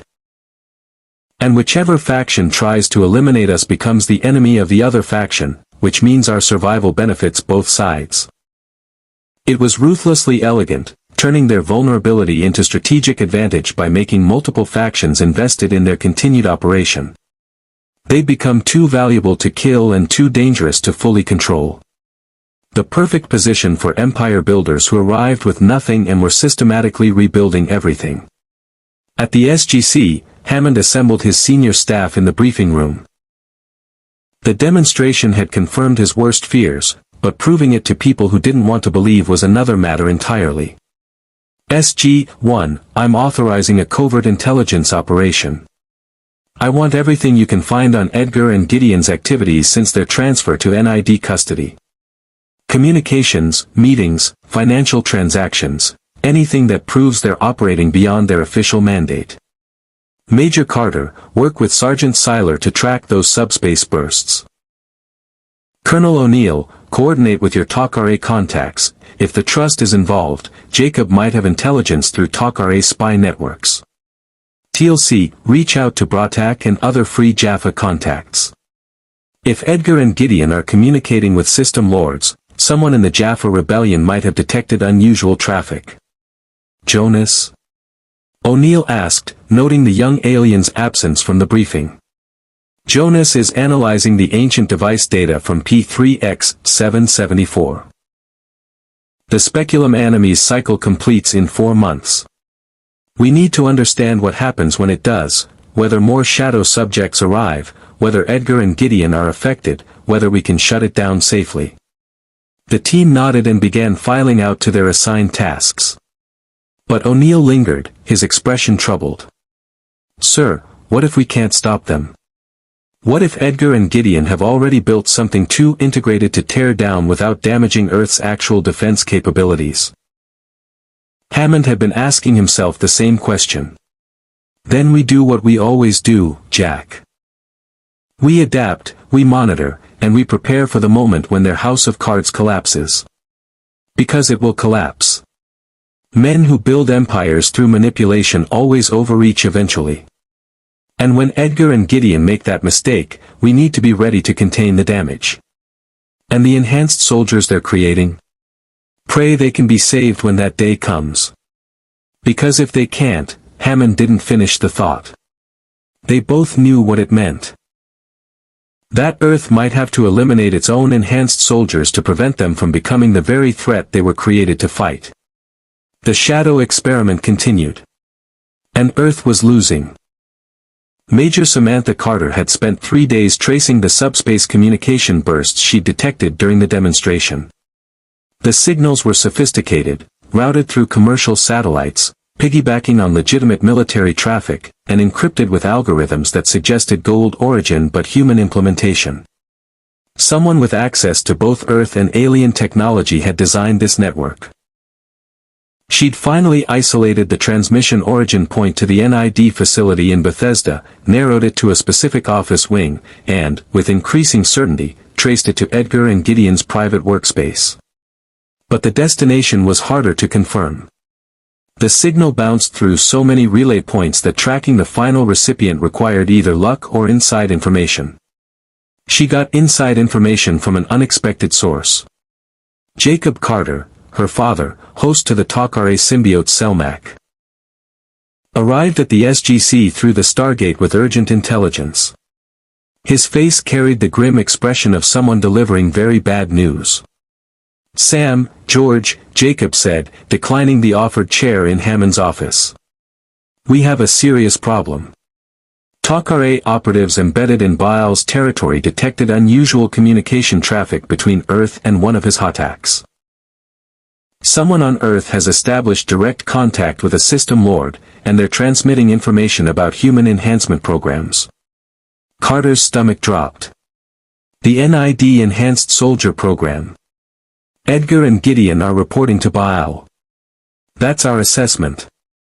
Selmac analyzed the communication patterns, and they're consistent with strategic consultation rather than intelligence gathering.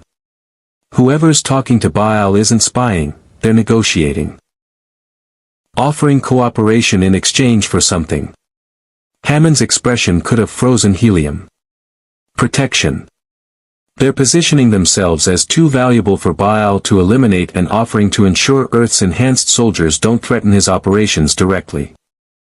Which makes them traitors, O'Neill said from the doorway, where he'd been listening. We can arrest them, right? Communicating with enemy forces during wartime is about as illegal as it gets. We can try, Jacob said. But there's a complication. The Trust knows about Edgar and Gideon's arrangement with Baal, and they're planning to eliminate them before Baal gets exclusive access to Earth's enhancement technology. Takare intelligence suggests the Trust has positioned assets within the NID facility ready to move within the next 72 hours. Wait, Carter said, processing the implications. The Trust, which is Goa'uld-controlled, is trying to eliminate 2 humans who've made arrangements with a different system lord. This is Goa'uld internal politics playing out on Earth. Exactly. And Edgar and Gideon are playing both sides. They've positioned themselves so that NID, the Trust, and Baal all believe these two are serving their respective interests. It's brilliant and suicidal in equal measure. TLC entered the office with Jonas Quinn, both looking troubled. General Hammond, we have discovered additional complications. Bratak reports unusual Jaffa warrior training protocols being distributed through covert channels in Free Jaffa territory. The techniques are sophisticated psychological conditioning methods unlike traditional Goa'uld approach. The language suggests human origin. Let me guess, O'Neill said. Edgar and Gideon's conditioning protocols are being shared with Free Jaffa rebels to help them resist System Lord mind control. Which makes them look like heroes to the rebellion while they're simultaneously consulting for Baal about controlling his own Jaffa forces. They're playing everyone, Carter said, almost admiringly despite herself.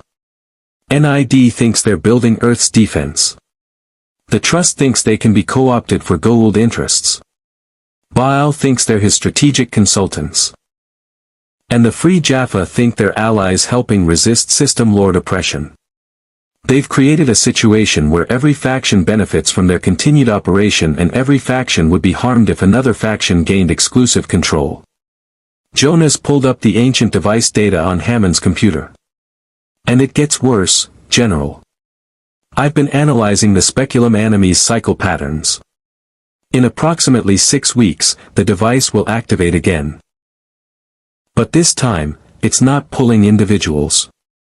It's pulling an entire organizational structure. The room fell silent. Explain, Hammond said quietly. The device targets different aspects of human institutional dysfunction in sequence.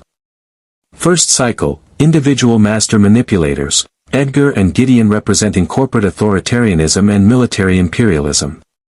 Second cycle, complete institutional framework representing humanity's worst systemic corruption.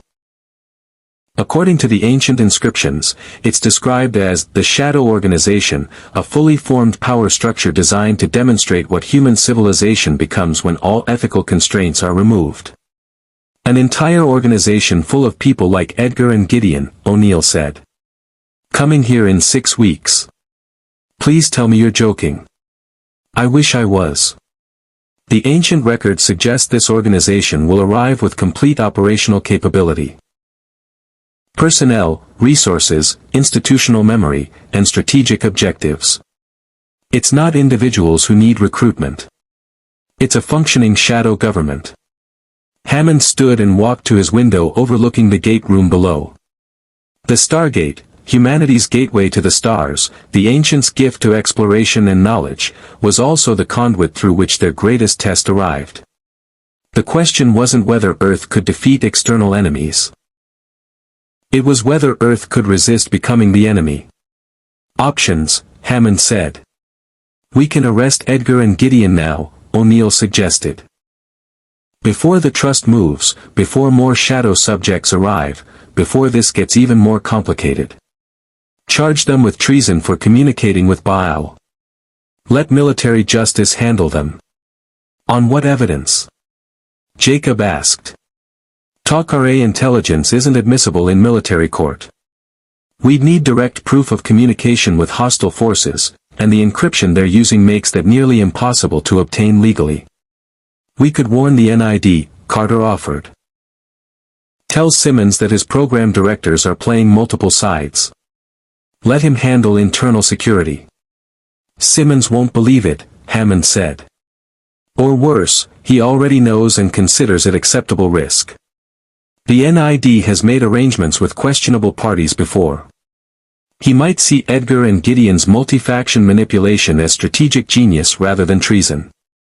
Then we shut down the ancient device, Jonas said. I've been working on the protocols.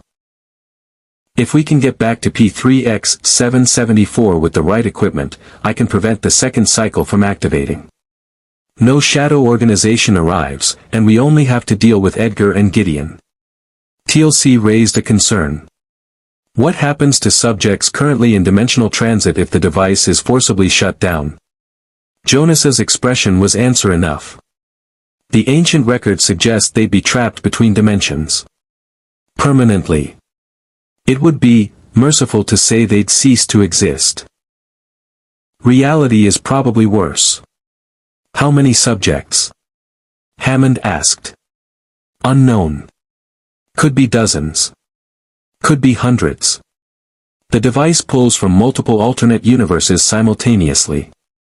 The moral calculus was brutal: condemn unknown numbers of dimensional travelers to fates worse than death, or allow a complete shadow organization to arrive on Earth and further destabilize an already compromised situation. Hammond made the decision that defined his career. We don't shut down the device. We don't condemn innocence, even shadow versions of innocence, to dimensional limbo. We prepare for their arrival and deal with the consequences. But first, we handle the immediate crisis. The Trust is moving against Edgar and Gideon within 72 hours. That creates an opportunity. Sir? Carter asked. If the Trust eliminates Edgar and Gideon, the Enhanced Soldier program loses its architects, the NID's demonstration success evaporates, and the Joint Chiefs' confidence in human enhancement collapses. Earth's defense suffers, but the moral corruption ends. Hammond's voice was cold. If we save Edgar and Gideon from Trust assassination, we expose their multiple loyalties to Simmons, force the NID to confront what they've actually been building, and possibly turn Edgar and Gideon into assets we can control through their gratitude and dependency. You want to let the Trust attack and then intervene at the last moment, O'Neill said. Use the crisis to expose everyone's dirty secrets simultaneously. I want to force this situation into the open where Congress, the IOA, and public oversight can see what's been built in the shadows. Edgar and Gideon have created exactly the kind of amoral empire-building operation that the ancients warned about. Time to shine light on it and let everyone decide if this is the Earth we want to become. The plan was risky, dependent on timing, and required the SGC to essentially allow an assassination attempt to proceed far enough to be credible but not so far that Edgar and Gideon actually died. It was exactly the kind of calculated moral compromise that Edgar himself would appreciate, using unethical means to expose unethical operations. Hammond hated that he was thinking like them. But sometimes fighting shadows required understanding their methods. At the NID facility, Edgar and Gideon had detected the Trust's preparation for their move. The signs were subtle: maintenance personnel who lingered too long, security patterns that shifted imperceptibly, and most tellingly, Colonel Simmons had been called to an urgent Pentagon meeting that removed him from the facility precisely when Edgar and Gideon's protection would be most needed. "They're moving tonight," Gideon said, reviewing security feeds from their office terminal. 3-person hit team, probably equipped with gold weapons to ensure kills that even sarcophagus healing can't reverse. The Trust isn't taking chances. Simmons might be in on it, Edgar observed. The timing is too convenient. Either he's been compromised by the Trust, or he's decided we're more valuable dead than alive and risking betrayal. Do we run? Where? We have no allies except Baal, and requesting System Lord intervention to save us from human assassins would reveal our arrangement to everyone. We'd be traitors proven guilty by our own call for help. Then we fight. We're not soldiers. We're strategists. In direct combat against trained assassins with alien weapons, we die. Edgar pulled up communication interfaces. But we do have something they don't expect: complete knowledge of their plan and the willingness to use it. You want to leak our intelligence to the SGC. I want to force Hammond to choose between allowing our assassination and intervening to prevent it. If he lets us die, he proves he's as ruthlessly pragmatic as we are, eliminates a problem through convenient inaction. If he saves us, he reveals Trust infiltration to the NID, exposes our multiple loyalties, and creates exactly the crisis needed to bring oversight to this program. Gideon understood immediately. Either way, we benefit. If Hammond lets us die, we've prepared dead man switches that release everything we know about NID operations, Trust infiltration, and SGC compromises to media outlets. Earth's defense program collapses in scandal. If Hammond saves us, we become protected witnesses with leverage over everyone. The NID needs us to explain the enhanced soldier conditioning, the SGC needs us to testify about Trust operations, and Baal needs us alive to maintain his intelligence pipeline to Earth. Exactly. We turn our greatest vulnerability, being targeted by multiple factions, into our greatest strength. The only way we survive is by making our knowledge more valuable than our deaths. Edgar composed the message carefully. It was addressed to General Hammond but copied to IOA oversight, select Congressional Intelligence Committee members, and, most importantly, encrypted channels that would automatically release to major news organizations if Edgar and Gideon didn't input daily security codes. General Hammond, we have detected Trust infiltration of the NID facility where we're currently located. Assassination attempt planned for tonight, 0200 hours. We have information regarding trust operations, gold infiltration of Earth's defense programs, and systemic corruption that threatens planetary security. If we die tonight, automated systems will release this information publicly with catastrophic consequences for SGC, NID, and Earth's classified operations. If we survive, we're willing to testify in exchange for protective custody and immunity for actions taken under NID authority. Your move. Edgar and Gideon. It was blackmail, confession, and cry for help simultaneously. Hammond would recognize it for what it was, two master manipulators engineering their own rescue by making themselves too dangerous to allow to die. Edgar hit send and leaned back in his chair. Now we wait and see if Hammond is as pragmatically ruthless as we've calculated, or if he's actually the moral authority everyone believes him to be. And if he's neither? If he simply lets us die and handles the fallout afterward? Then we've miscalculated, and the shadow experiment ends with us. The ancients would probably consider that a successful outcome, showing Earth what happens when institutional corruption becomes personified, then demonstrating that such corruption can be eliminated. They sat in their office, two identical men from different universes, waiting to discover if they'd successfully manipulated their way to survival or if they'd finally encountered someone who valued principles over pragmatism. At 0147 hours, the lights in the NID facility cut out. Emergency backup generators kicked in 30 seconds later, but that 30 seconds of darkness was all the trust assassins needed to breach internal security and reach Edgar and Gideon's office wing. At 0149 hours, SGC tactical teams materialized throughout the facility via Asgard beaming technology, Thor's personal intervention at Hammond's request. The trust assassins, equipped with gold weapons and expecting easy targets, instead found themselves facing SG teams with superior tactical positioning and prior knowledge of the attack plan. The firefight lasted less than 3 minutes. At 0152 hours, Colonel O'Neill entered Edgar and Gideon's office to find both men sitting calmly at their desk, hands visible and non-threatening, watching the security feeds of their own rescue. "Gentlemen," O'Neill said, his P90 lowered but ready. "Congratulations. You just blackmailed your way into protective custody. General Hammond wants to see you. Now." Edgar and Gideon stood, their expressions carefully neutral but both understanding the fundamental shift that had just occurred. They'd survived the trust assassination. They'd forced the SGC to expose their arrangement. And they'd created exactly the crisis needed to bring their entire operation under public scrutiny. The game had evolved. And neither Edgar, Gideon, nor Hammond yet knew who would win. The interrogation room at the SGC was considerably less comfortable than the NID facility's conference rooms. Edgar and Gideon sat across from General Hammond, with Colonel O'Neill, Major Carter, and TLC positioned strategically around the perimeter. The atmosphere was hostile, professional, and absolutely unforgiving. Hammond placed a thick folder on the table between them. "Gentlemen, let's dispense with games. We have TalkRA intelligence confirming your communication with Baal. We have testimony from captured trust operatives regarding your negotiations with multiple gold factions. We have evidence of psychological conditioning protocols applied to enhanced soldiers that constitute systematic mind control. And we have your own confession, sent to secure your rescue from assassination. We prefer to think of it as disclosure rather than confession," Edgar said calmly. "Confession implies guilt. We've broken no laws that we're aware of.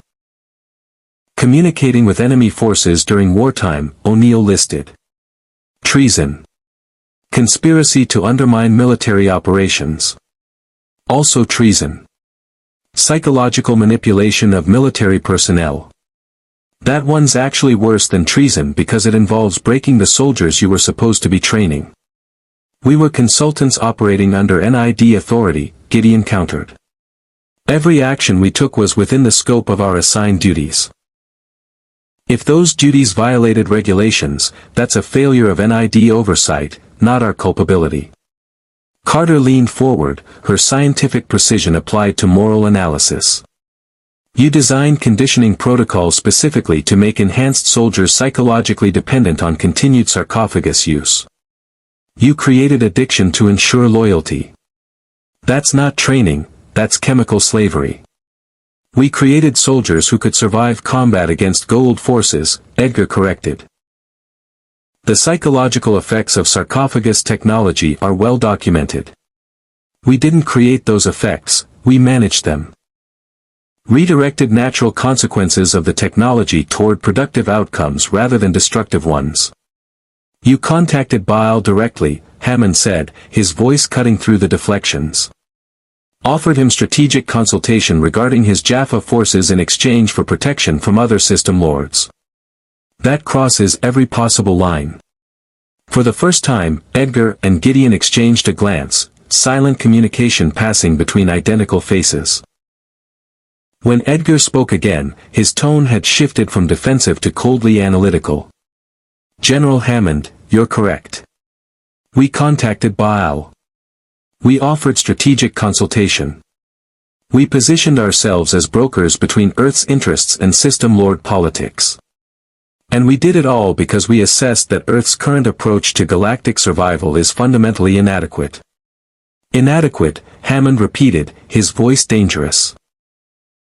The SGC explores, makes allies, and fights defensive actions against threats that emerge, Gideon continued. It's a noble strategy that works well when your enemies are scattered, your allies are reliable, and time is on your side. But the Goa'uld outnumber you millions to one. The Ori are coming with religious crusade and ascended power. The replicators are consuming civilizations. Earth is losing this war slowly, and the SGC's approach cannot change that trajectory. So your solution is to become like the Goa'uld. O'Neill's voice was acid. Build enhanced soldiers through mind control. Negotiate with system lords. Create the very empire we're fighting against. Our solution is to survive, Edgar said flatly. The Goa'uld maintain control through calculated combinations of force, fear, and strategic alliances. They've ruled the galaxy for millennia because they understand power dynamics at scales Earth is still learning. We're offering to teach Earth those dynamics before it's too late. By betraying us to Baal, Carter said. By ensuring Baal saw Earth as potential partner rather than target for elimination. The system lords are aware of your enhanced soldier program regardless of our communication. Trust infiltration guaranteed that information reached Goa'uld intelligence. The question wasn't whether they'd learn about it, the question was how they'd respond. Gideon's military bearing was evident in every word. We chose to control their response through direct negotiation rather than wait for them to decide Earth's enhancement program represented a threat requiring elimination. Hammond studied the two identical men across from him. Everything they said was logical, strategic, and utterly devoid of the moral foundation that defined Earth's approach to galactic politics. They were exactly what the ancient device had promised. Humanity's shadow self, showing what Earth could become if survival outweighed principles. You understand I should court-martial both of you, classify everything you've built, and shut down the enhanced soldier program immediately. You should, Edgar agreed. But you won't. Because despite everything, the enhanced soldier program works. Those 12 soldiers you saw at the demonstration could defeat Jaffa forces that would massacre normal SG teams. They survive injuries that would kill your best personnel. And with proper command oversight, your oversight rather than NIDs, they could become exactly what Earth needs. Under your conditioning protocols that turn them into disciples. Under conditioning protocols that redirect sarcophagus psychological effects into loyalty toward Earth rather than personal megalomania. General, the sarcophagus changes people. That's unchangeable biology. The choice is whether those changes produce system lords who see themselves as gods, or soldiers who see themselves as protectors with obligations to those they defend. We chose the latter. TLC spoke for the first time, his voice carrying the weight of someone who'd lived the consequences of Goa'uld manipulation. You speak as though you have created Jaffa, warriors conditioned to serve without question. But the Jaffa were slaves for millennia because of such conditioning. What you have created is not protection. It is a new form of enslavement disguised as duty. With respect, TLC, Gideon said, every military force in history relies on conditioning to create soldiers who follow orders under fire. Basic training breaks down individual identity and rebuilds it around unit cohesion and command respect. We've simply adapted those principles to account for enhanced physiology and the psychological effects of gold technology. There's a difference between military discipline and brainwashing, O'Neill snapped. A difference of degree, not kind. You train soldiers to follow orders automatically in combat. We ensure enhanced soldiers follow orders automatically despite psychological changes that would otherwise make them unreliable. Both achieve the same goal through conditioning that overrides individual choice in critical moments. The argument was morally repugnant and tactically sound, the perfect embodiment of what made Edgar and Gideon so dangerous. They weren't wrong about the mechanics of military conditioning or the realities of galactic warfare. They were wrong about whether the distinction between training and brainwashing mattered. Hammond stood, signaling the interrogation's end. You're remaining in SGC custody indefinitely. The IOA will conduct formal investigations into the NID program, your conditioning protocols, and your communication with hostile forces. The enhanced soldiers are being transferred to SGC Medical for comprehensive psychological evaluation. Colonel Simmons is facing congressional inquiry. And the entire operation you built is being dismantled. General, Edgar said quietly. You're making a mistake. In 6 weeks, the ancient device activates again. An entire shadow organization arrives, people trained in institutional corruption, systemic manipulation, and empire building at scales we've only scratched the surface of. When they arrive, you'll need people who understand how they think. People who've already navigated similar situations. You'll need us. We'll manage. Will you? Because we've seen the projections. This shadow organization arrives with complete operational capability. They won't need time to adapt or build resources. They'll arrive ready to exploit every institutional weakness in Earth's defense structure. And General, Earth's defense structure has a lot of weaknesses. Hammond paused at the door. Then we'll have 6 weeks to fix those weaknesses and prepare for their arrival. Without your help, without your methods, and without becoming the thing we're fighting. After Hammond left with his team, Edgar and Gideon sat alone in the interrogation room. For the first time since their arrival on Earth, their carefully constructed empire was collapsing. The NID program was shut down. The enhanced soldiers were being deprogrammed. Their arrangement with Baal was exposed. And the SGC had them in custody with charges pending that could result in execution for treason. We miscalculated, Edgar said quietly. Agreed. We assumed Hammond would be pragmatic enough to use us despite moral reservations. We didn't account for him being willing to accept tactical disadvantage to maintain ethical principles. So what's our play? Gideon thought for a moment, his strategic mind working through diminishing options. We have one asset remaining, information about the incoming shadow organization. The ancient device pulled us because we represent specific aspects of institutional corruption. The next cycle pulls a complete organization. We know what kind of people are coming, what methods they'll use, how they'll operate. Because we do exactly what they'll do in similar circumstances. Exactly. We position ourselves as the only people who can predict and counter the shadow organization strategy. Not as allies, Hammond won't accept that. As consultants under custody, providing intelligence on enemy tactics because those tactics mirror our own. Redemption through strategic necessity, Edgar said, recognizing the approach. We can't earn trust, so we earn indispensability through unique knowledge. Classic corporate crisis management.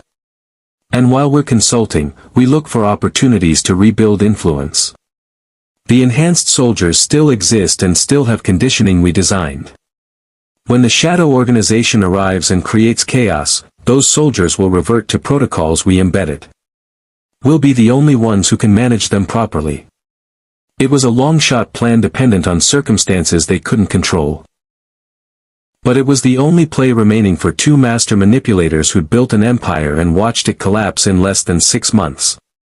In Hammond's office, SG-1 assembled for debrief.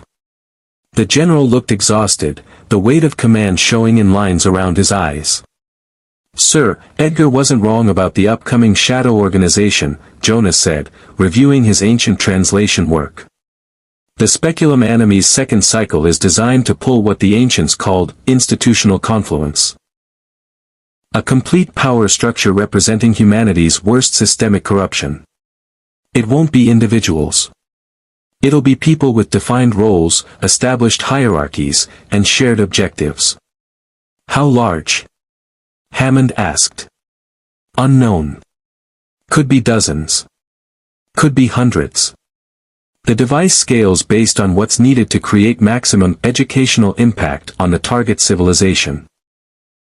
So we could face anywhere from a shadow corporation to a shadow government arriving in 6 weeks, all of them thinking like Edgar and Gideon but with better organization and resources. That's our assessment." O'Neill rubbed his temples.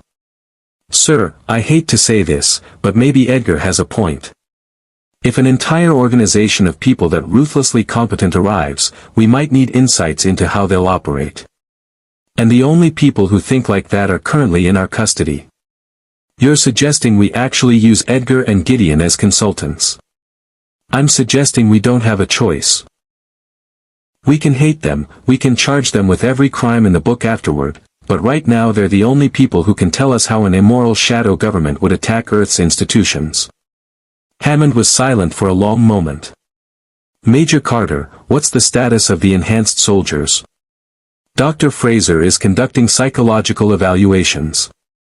The conditioning is deep, embedded through repeated sarcophagus exposure combined with systematic reinforcement. It's not something we can simply reverse with therapy. Those soldiers believe, genuinely believe, that they're heroes with obligations to protect Earth. The fact that those beliefs were artificially induced doesn't make them less real to the soldiers. Can they be trusted? That's the question Edgar designed them to make us ask. If we don't trust them, we waste a military asset we desperately need. If we do trust them, we risk them following conditioning protocols we don't fully understand." He built a perfect catch, 22.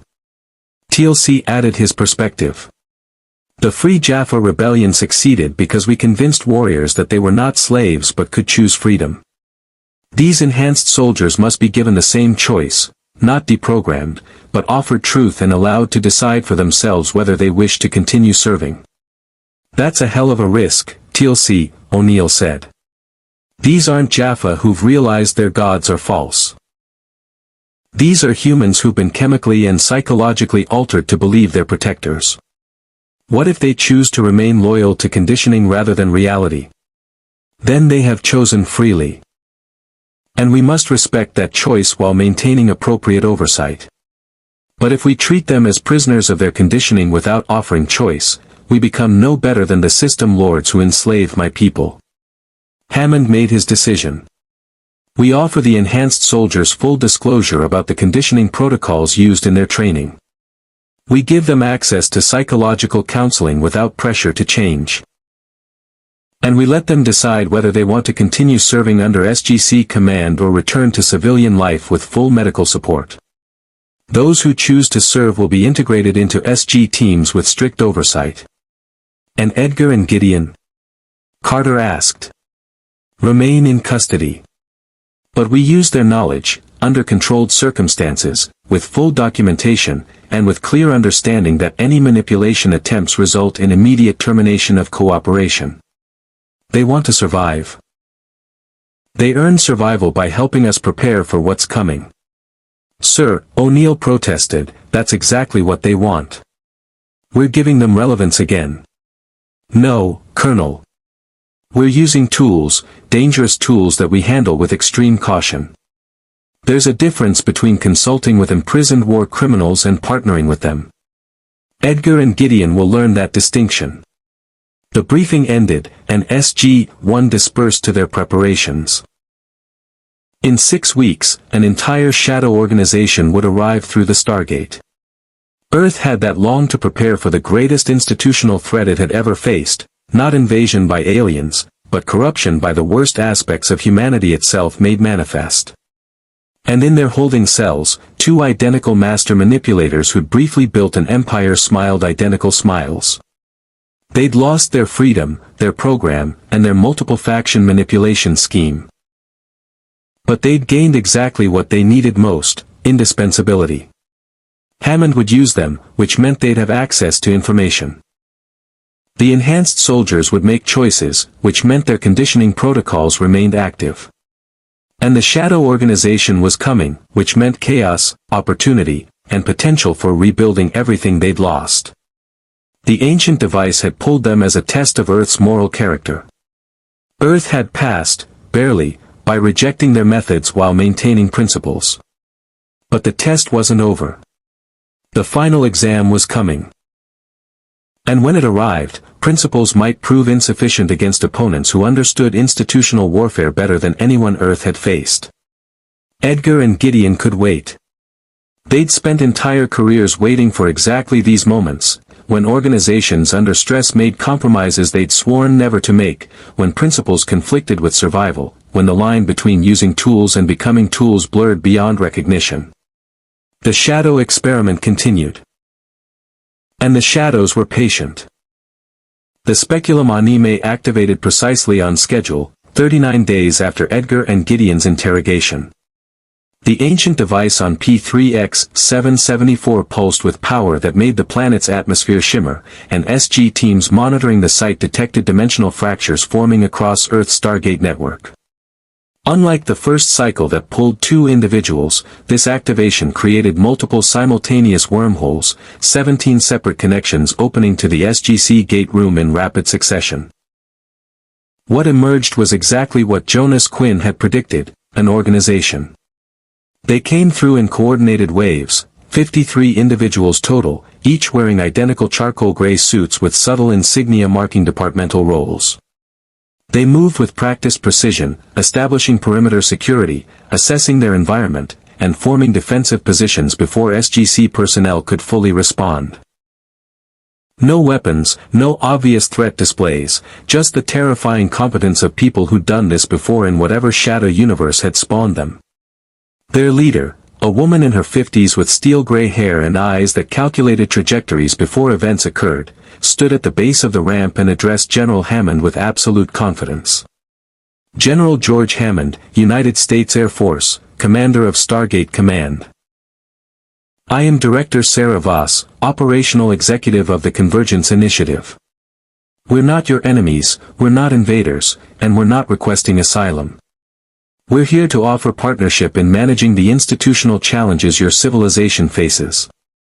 My organization specializes in systemic optimization, resource consolidation, and strategic management of complex multi-faction operations.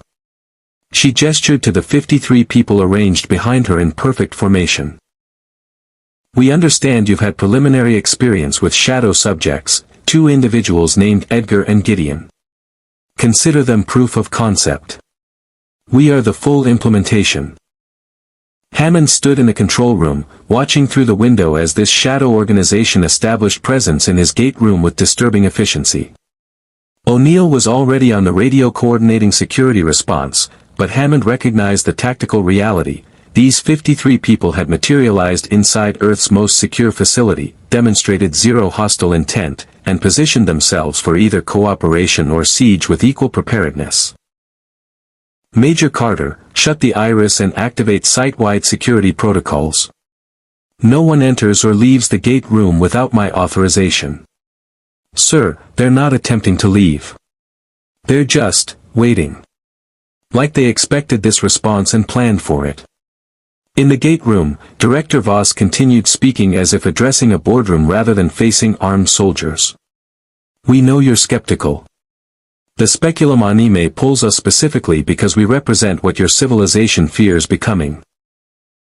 Institutional efficiency without ethical constraints, systematic control without moral consideration, power structures that optimize for survival rather than principles. But consider this, the threats you face require institutional responses at scales your current command structure cannot manage. The Goa'uld Empire spans galaxies. The Ori Crusade mobilizes billions. You need more than military teams and diplomatic missions. You need what we built in our universe. Complete organizational frameworks for galactic-scale operations. Hammond descended to the gate room, flanked by SG-1 and armed SF personnel. He stopped 10 meters from Voss, maintaining professional distance while assessing the threat. Director Voss, you and your people have arrived uninvited into a secure military facility through technology you don't control. You're claiming to offer partnership while demonstrating capabilities that suggest you've been planning this arrival. I need you to explain, clearly and honestly, what you actually want. Voss smiled, the expression of someone appreciating competent opposition. Direct. I respect that. What we want is what we built in our universe and lost when the speculum pulled us here: relevance. Purpose. The opportunity to apply our expertise at scales that matter. In our universe, the Convergence Initiative managed the hidden power structures that actually governed human civilization while official governments performed for public consumption. We were the competence behind the curtain, ensuring survival through methods democratic societies couldn't officially acknowledge. Shadow government, O'Neill said flatly. You're admitting you're a shadow government. We're admitting we're effective. Your universe faces existential threats that require responses your public institutions cannot provide. You need people who can make impossible decisions, manage unmanageable situations, and optimize systems that official channels would deadlock through oversight and ethical debate. We're offering to be that layer of operational efficiency, not replacing your command structure, but augmenting it with capabilities you currently lack. TLC stepped forward, his presence commanding despite facing 53 organized opponents. You speak of efficiency without ethics as though it is strength. But I have witnessed such efficiency in the system lords who enslaved my people for millennia. What you offer is not survival, it is surrender to the belief that principles are luxuries civilizations cannot afford. Spoken like someone who's never had to make decisions affecting billions, said a man standing behind Voss. His insignia marked him as Convergence Initiative Strategic Assessment Director. The Jaffa Rebellion succeeded because someone made hard choices about which populations to sacrifice, which battles to lose, and which moral lines to cross when victory required it. You romanticize your revolution, but successful rebellions are built on calculated pragmatism, not righteous principles. The accusation stung because it carried truth. The Free Jaffa Rebellion had required compromises, sacrifices, and strategic choices that haunted even its architects. But TLC's response was immediate and fierce. The difference is that we made those choices knowing they were failures of our ideals, not celebrations of our efficiency. We mourned every compromise and strove to minimize such choices. You embraced them as operating principles. Hammond intervened before the philosophical debate escalated. Director Voss, your organization is currently surrounded by armed personnel in a fortified military installation. You have no leverage, no resources in this universe, and no legal standing to negotiate anything. What makes you believe you're in a position to offer partnership? Voss pulled a small device from her suit pocket, movement that caused every SF guard to tense, weapons tracking, and placed it on the gate room floor. The device projected a holographic display showing real-time feeds from multiple locations: the NID facility in Bethesda, IOA headquarters in Geneva, Pentagon secure communications rooms, and locations Hammond didn't immediately recognize but suspected were classified sites.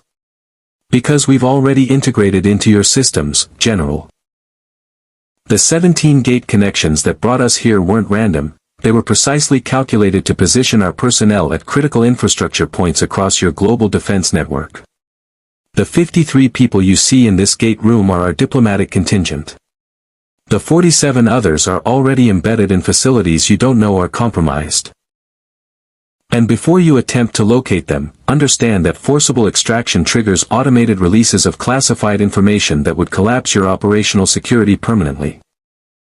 It was exactly what Edgar and Gideon had attempted on smaller scale, making themselves more dangerous to eliminate than to tolerate, embedding so thoroughly that extraction caused more damage than accommodation. But the Convergence Initiative had executed it perfectly, arriving with complete operational planning and resources to implement immediately. Hammond's expression revealed nothing, but internally he was calculating the nightmare scenario Voss described. If she was telling the truth. And the holographic feed suggested she was, then Earth's defense infrastructure was already infiltrated by 47 shadow operatives specifically trained in institutional manipulation. Major Carter, Hammond said quietly. Verify those feeds. Carter pulled out her laptop, fingers flying across keys as she traced the data streams. After 2 minutes of increasingly frantic analysis, she looked up with pale confirmation. Sir, they're legitimate. Live feeds from secure facilities with current timestamps and authentication codes. We've been compromised at infrastructure level. In his holding cell, Edgar watched the security feed showing the gate room confrontation. Gideon sat beside him, both men observing the Convergence Initiative's arrival with professional appreciation. They're good, Edgar said. Better than us. Complete organizational deployment with advanced positioning before revealing presence. We tried to build that and got caught. They achieved it in hours. Because they're not individuals trying to build an organization, Gideon observed. They're an organization that arrived fully formed. Look at their coordination, every person knows their role, understands the overall strategy, trusts their colleagues completely. That's institutional memory refined over decades. What do you think Hammond will do? What can he do? The Convergence has already demonstrated they're embedded too deeply for forcible removal. Any attempt to extract their operatives triggers information releases that destroy Earth's classified operations. Hammond's only option is negotiation and containment, exactly the position they plan to create. Edgar smiled grimly. We taught Earth what individual shadow subjects could accomplish. The Convergence is teaching them what organized shadow operations can achieve. The ancients really did design the perfect test. Escalating demonstrations of institutional corruption that forced the target civilization to choose between principles and survival. In the gate room, Hammond made his decision. Director Voss, here are my terms. Your people in this room will be taken into protective custody, not cells, but secure quarters with appropriate amenities and oversight. You will provide complete intelligence on the locations of your embedded operatives and their assigned roles. In exchange, we will not attempt forcible extraction but will assign SGC liaisons to monitor their activities. You want to demonstrate your value to Earth's defense? Prove it under our supervision, not through blackmail and infiltration.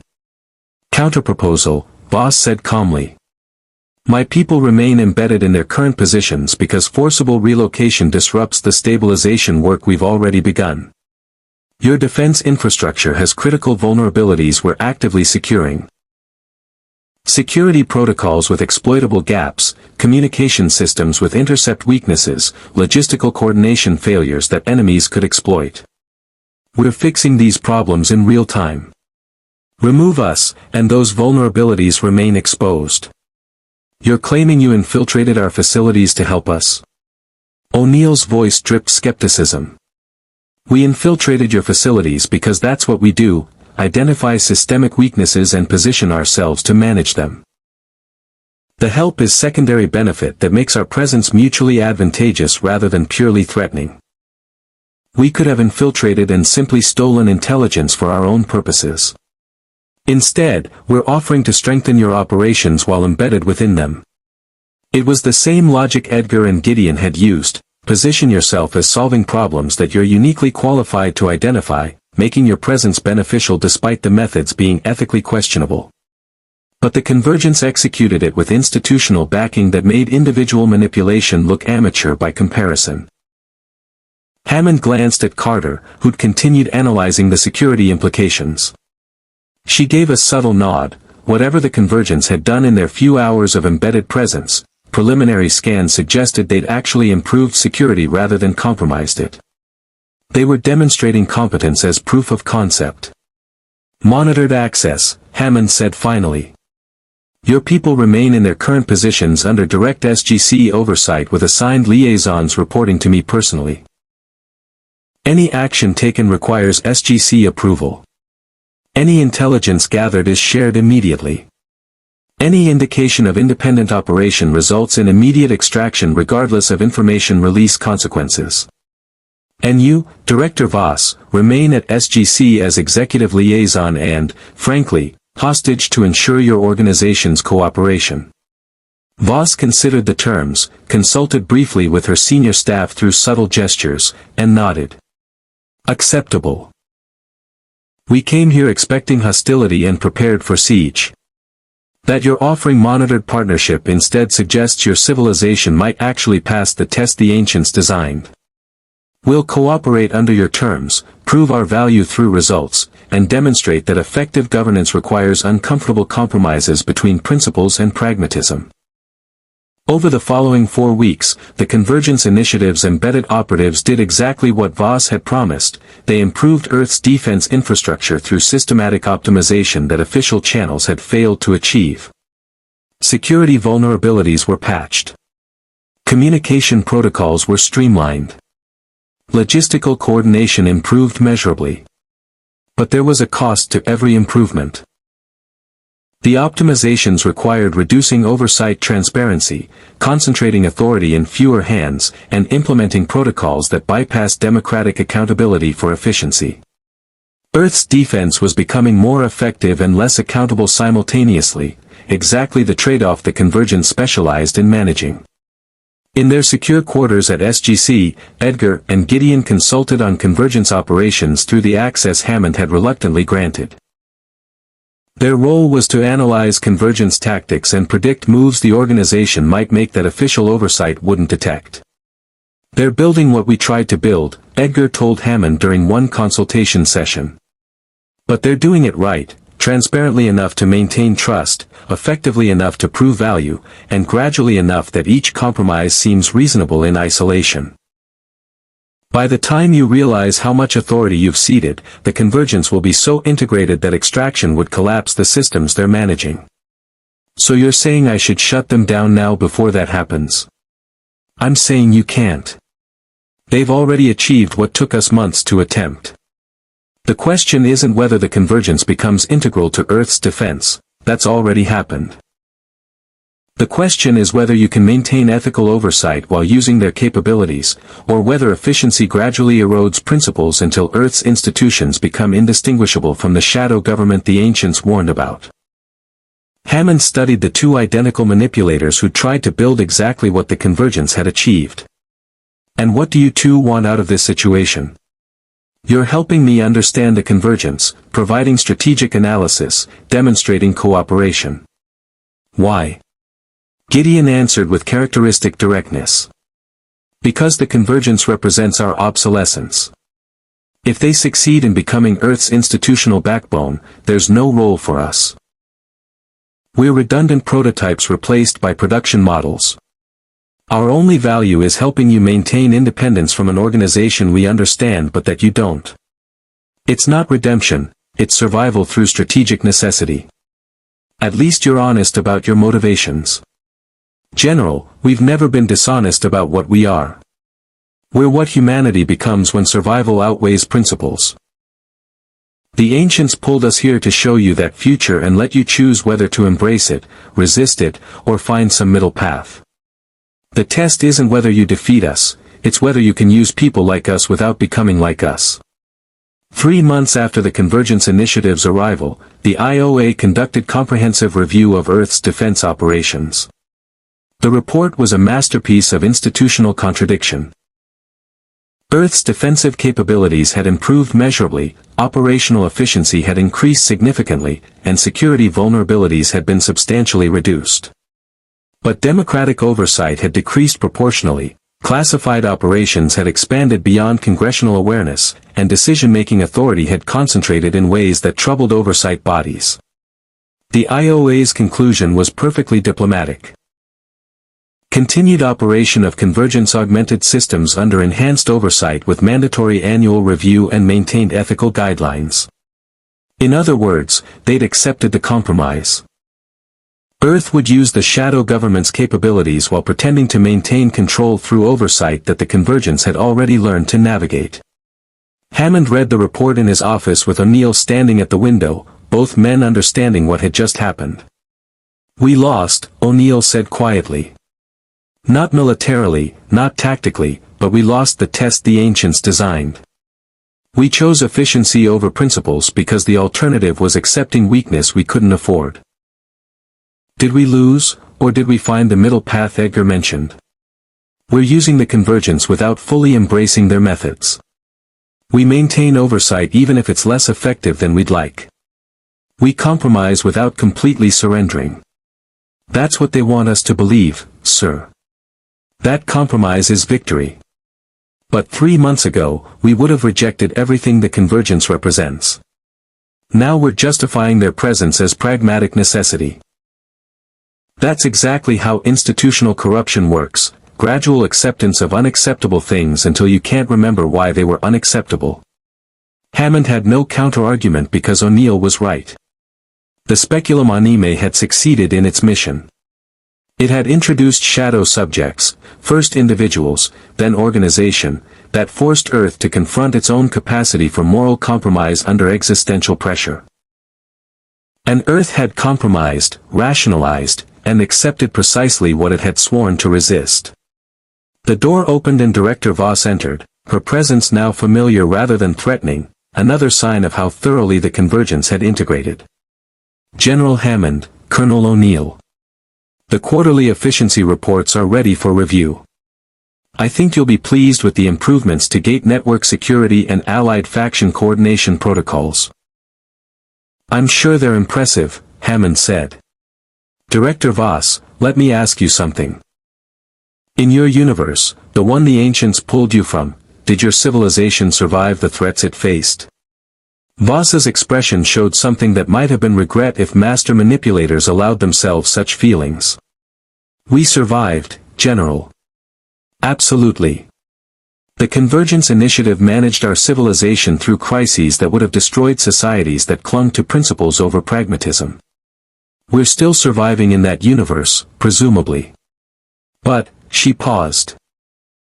"We stopped being the civilization worth surviving for somewhere along the way. The efficiency became the purpose rather than the method. That's the warning the ancients want you to heed, that you can win every battle and lose the war for your own soul." After she left, O'Neill turned to Hammond. "Did she just admit that everything they represent is a cautionary tale about what not to become?" "I think she admitted that the test isn't pass/fail, it's ongoing. Every day we use the convergence's capabilities while maintaining our principles is a small victory. Every compromise we make for efficiency is a small defeat. The question is whether the victories outnumber the defeats over time." In their quarters, Edgar and Gideon reviewed the same reports Voss had delivered to Hammond. The Convergence Initiative had succeeded beyond what they'd attempted. Full integration into Earth's defense infrastructure with institutional acceptance rather than resistance. "We taught Earth what individuals could build," Edgar said. "The convergence taught them what organizations achieve. And Earth accepted both while convincing themselves they maintained control." "Did they maintain control?" Gideon asked. "Or did they just learn to rationalize its loss? Does it matter? The ancients designed this test knowing that civilizations under existential pressure compromise. The question isn't whether Earth compromised, it's whether they're conscious of the compromise and working to minimize it, or whether they've accepted it as permanent necessity." Both men sat in silence, contemplating their role as humanity's shadow selves. They'd arrived through the Stargate as concentrated manifestations of institutional corruption, built an empire that collapsed, and then watched a better organized version of themselves succeed where they'd failed. The ancient experiment continued. Earth had chosen survival with compromised principles over principled extinction. Whether that choice would destroy them or strengthen them remained to be seen. But one thing was certain, the shadows were no longer external threats Earth could defeat through military force or diplomatic brilliance. The shadows were integrated into Earth's institutions, embedded in its defense structures, and accepted as necessary evils in service of survival. The speculum anime had succeeded. It had shown Earth its shadow self. And Earth, facing the mirror, had decided it could live with what it saw, at least for now, at least while the threats remained existential, at least until principles seemed affordable again. If that day ever came. 6 months after the Convergence Initiative's integration into Earth's defense infrastructure, General George Hammond stood in his office reviewing quarterly reports that told a story of institutional transformation he barely recognized. Earth's defensive capabilities had reached levels that would have seemed impossible a year ago. The Enhanced Soldier Program, now operating under strict SGC oversight with voluntary participation from deprogrammed personnel, had produced 43 operational soldiers who could engage gold forces with unprecedented effectiveness. The Convergence's embedded operatives had identified and neutralized 7 trust infiltration cells, improved gate network security by 40%, and established coordination protocols with allied factions that actually worked. The numbers were impressive. The cost was harder to quantify. Stan Edgar and Moff Gideon remained at the SGC, no longer prisoners but not quite free. Their status had evolved into something unprecedented in military justice, permanent consultants under monitored custody, providing strategic analysis of shadow operations while restricted from independent action. They'd earned their survival through competence and indispensability, exactly as they'd planned. But they'd also become cautionary exhibits, living reminders of what Earth's institutions could become without conscious resistance to expedient corruption. Director Sarah Voss had become a fixture at SGC briefings, her Convergence Initiative now officially recognized by the IOA as strategic institutional consultants rather than infiltrators. The distinction was semantic, but semantics shaped reality in organizational politics. Earth had chosen to legitimize what it couldn't eliminate, to regulate what it couldn't refuse, and to supervise what it fundamentally needed. On P3X-774, the speculum anime had finally shut down after completing its cycle, the ancient device going dormant as its predetermined programming concluded. Jonas Quinn's final analysis of the ancient inscriptions had revealed the device's true purpose, not to corrupt civilizations, but to test whether they could consciously navigate the tension between survival and principles when facing existential pressure. The ancients, in their final years before ascension, had struggled with similar choices about intervention, interference, and the costs of passive observation. They'd built the speculum to ask the question they'd never satisfactorily answered: could a civilization maintain its soul while doing whatever survival demanded? Earth's answer was still being written. In the SGC briefing room, Hammond addressed his senior staff for what had become their weekly ethics review. A mandatory meeting instituted specifically to ensure the Convergence's influence remained visible and questioned rather than normalized and forgotten. Status of Enhanced Soldier Program? Hammond asked. All 43 soldiers have completed psychological counseling and chosen to continue service voluntarily, Dr. Janet Fraser reported. They're aware of the conditioning protocols used in their training. Most describe feeling conflicted but believe their enhanced capabilities create obligations to use them in Earth's defense. We continue monitoring for sarcophagus addiction patterns, but the controlled exposure protocols are holding. In other words, O'Neill said, Edgar's conditioning worked exactly as designed, they believe they're choosing freely, but the choice was engineered into them. We're just pretending there's a difference. Colonel, TLC responded, the difference is that they know the truth and choose regardless. Many Jaffa who learned the gold were false gods still chose to serve because they believed in the causes they'd dedicated their lives to. The choice can be genuine even if the circumstances that created it were manipulated. That's a hell of a rationalization, TLC. Perhaps. But without such rationalizations, the Free Jaffa Rebellion would have faltered under the weight of our compromised choices. Perfection is not required for moral action, only conscious effort to minimize harm while achieving necessary objectives. Hammond moved to the next item. Convergence Initiative Oversight Report. Major Carter pulled up holographic data showing the Convergence's embedded personnel and their activities across Earth's defense infrastructure. Their operatives continue to improve operational efficiency while remaining under SGC liaison supervision. This quarter, they identified 3 security vulnerabilities that could have been exploited by hostile forces, streamlined communication protocols between allied factions, and provided strategic analysis that prevented a diplomatic incident with the TOC-RA. And the cost? Hammond pressed. Reduced democratic oversight in 7 operational domains, consolidated decision-making authority that bypasses congressional awareness in 4 classified programs, and implementation of protocols that prioritize efficiency over transparency in ways that concern IOA ethics committees. Carter met Hammond's eyes.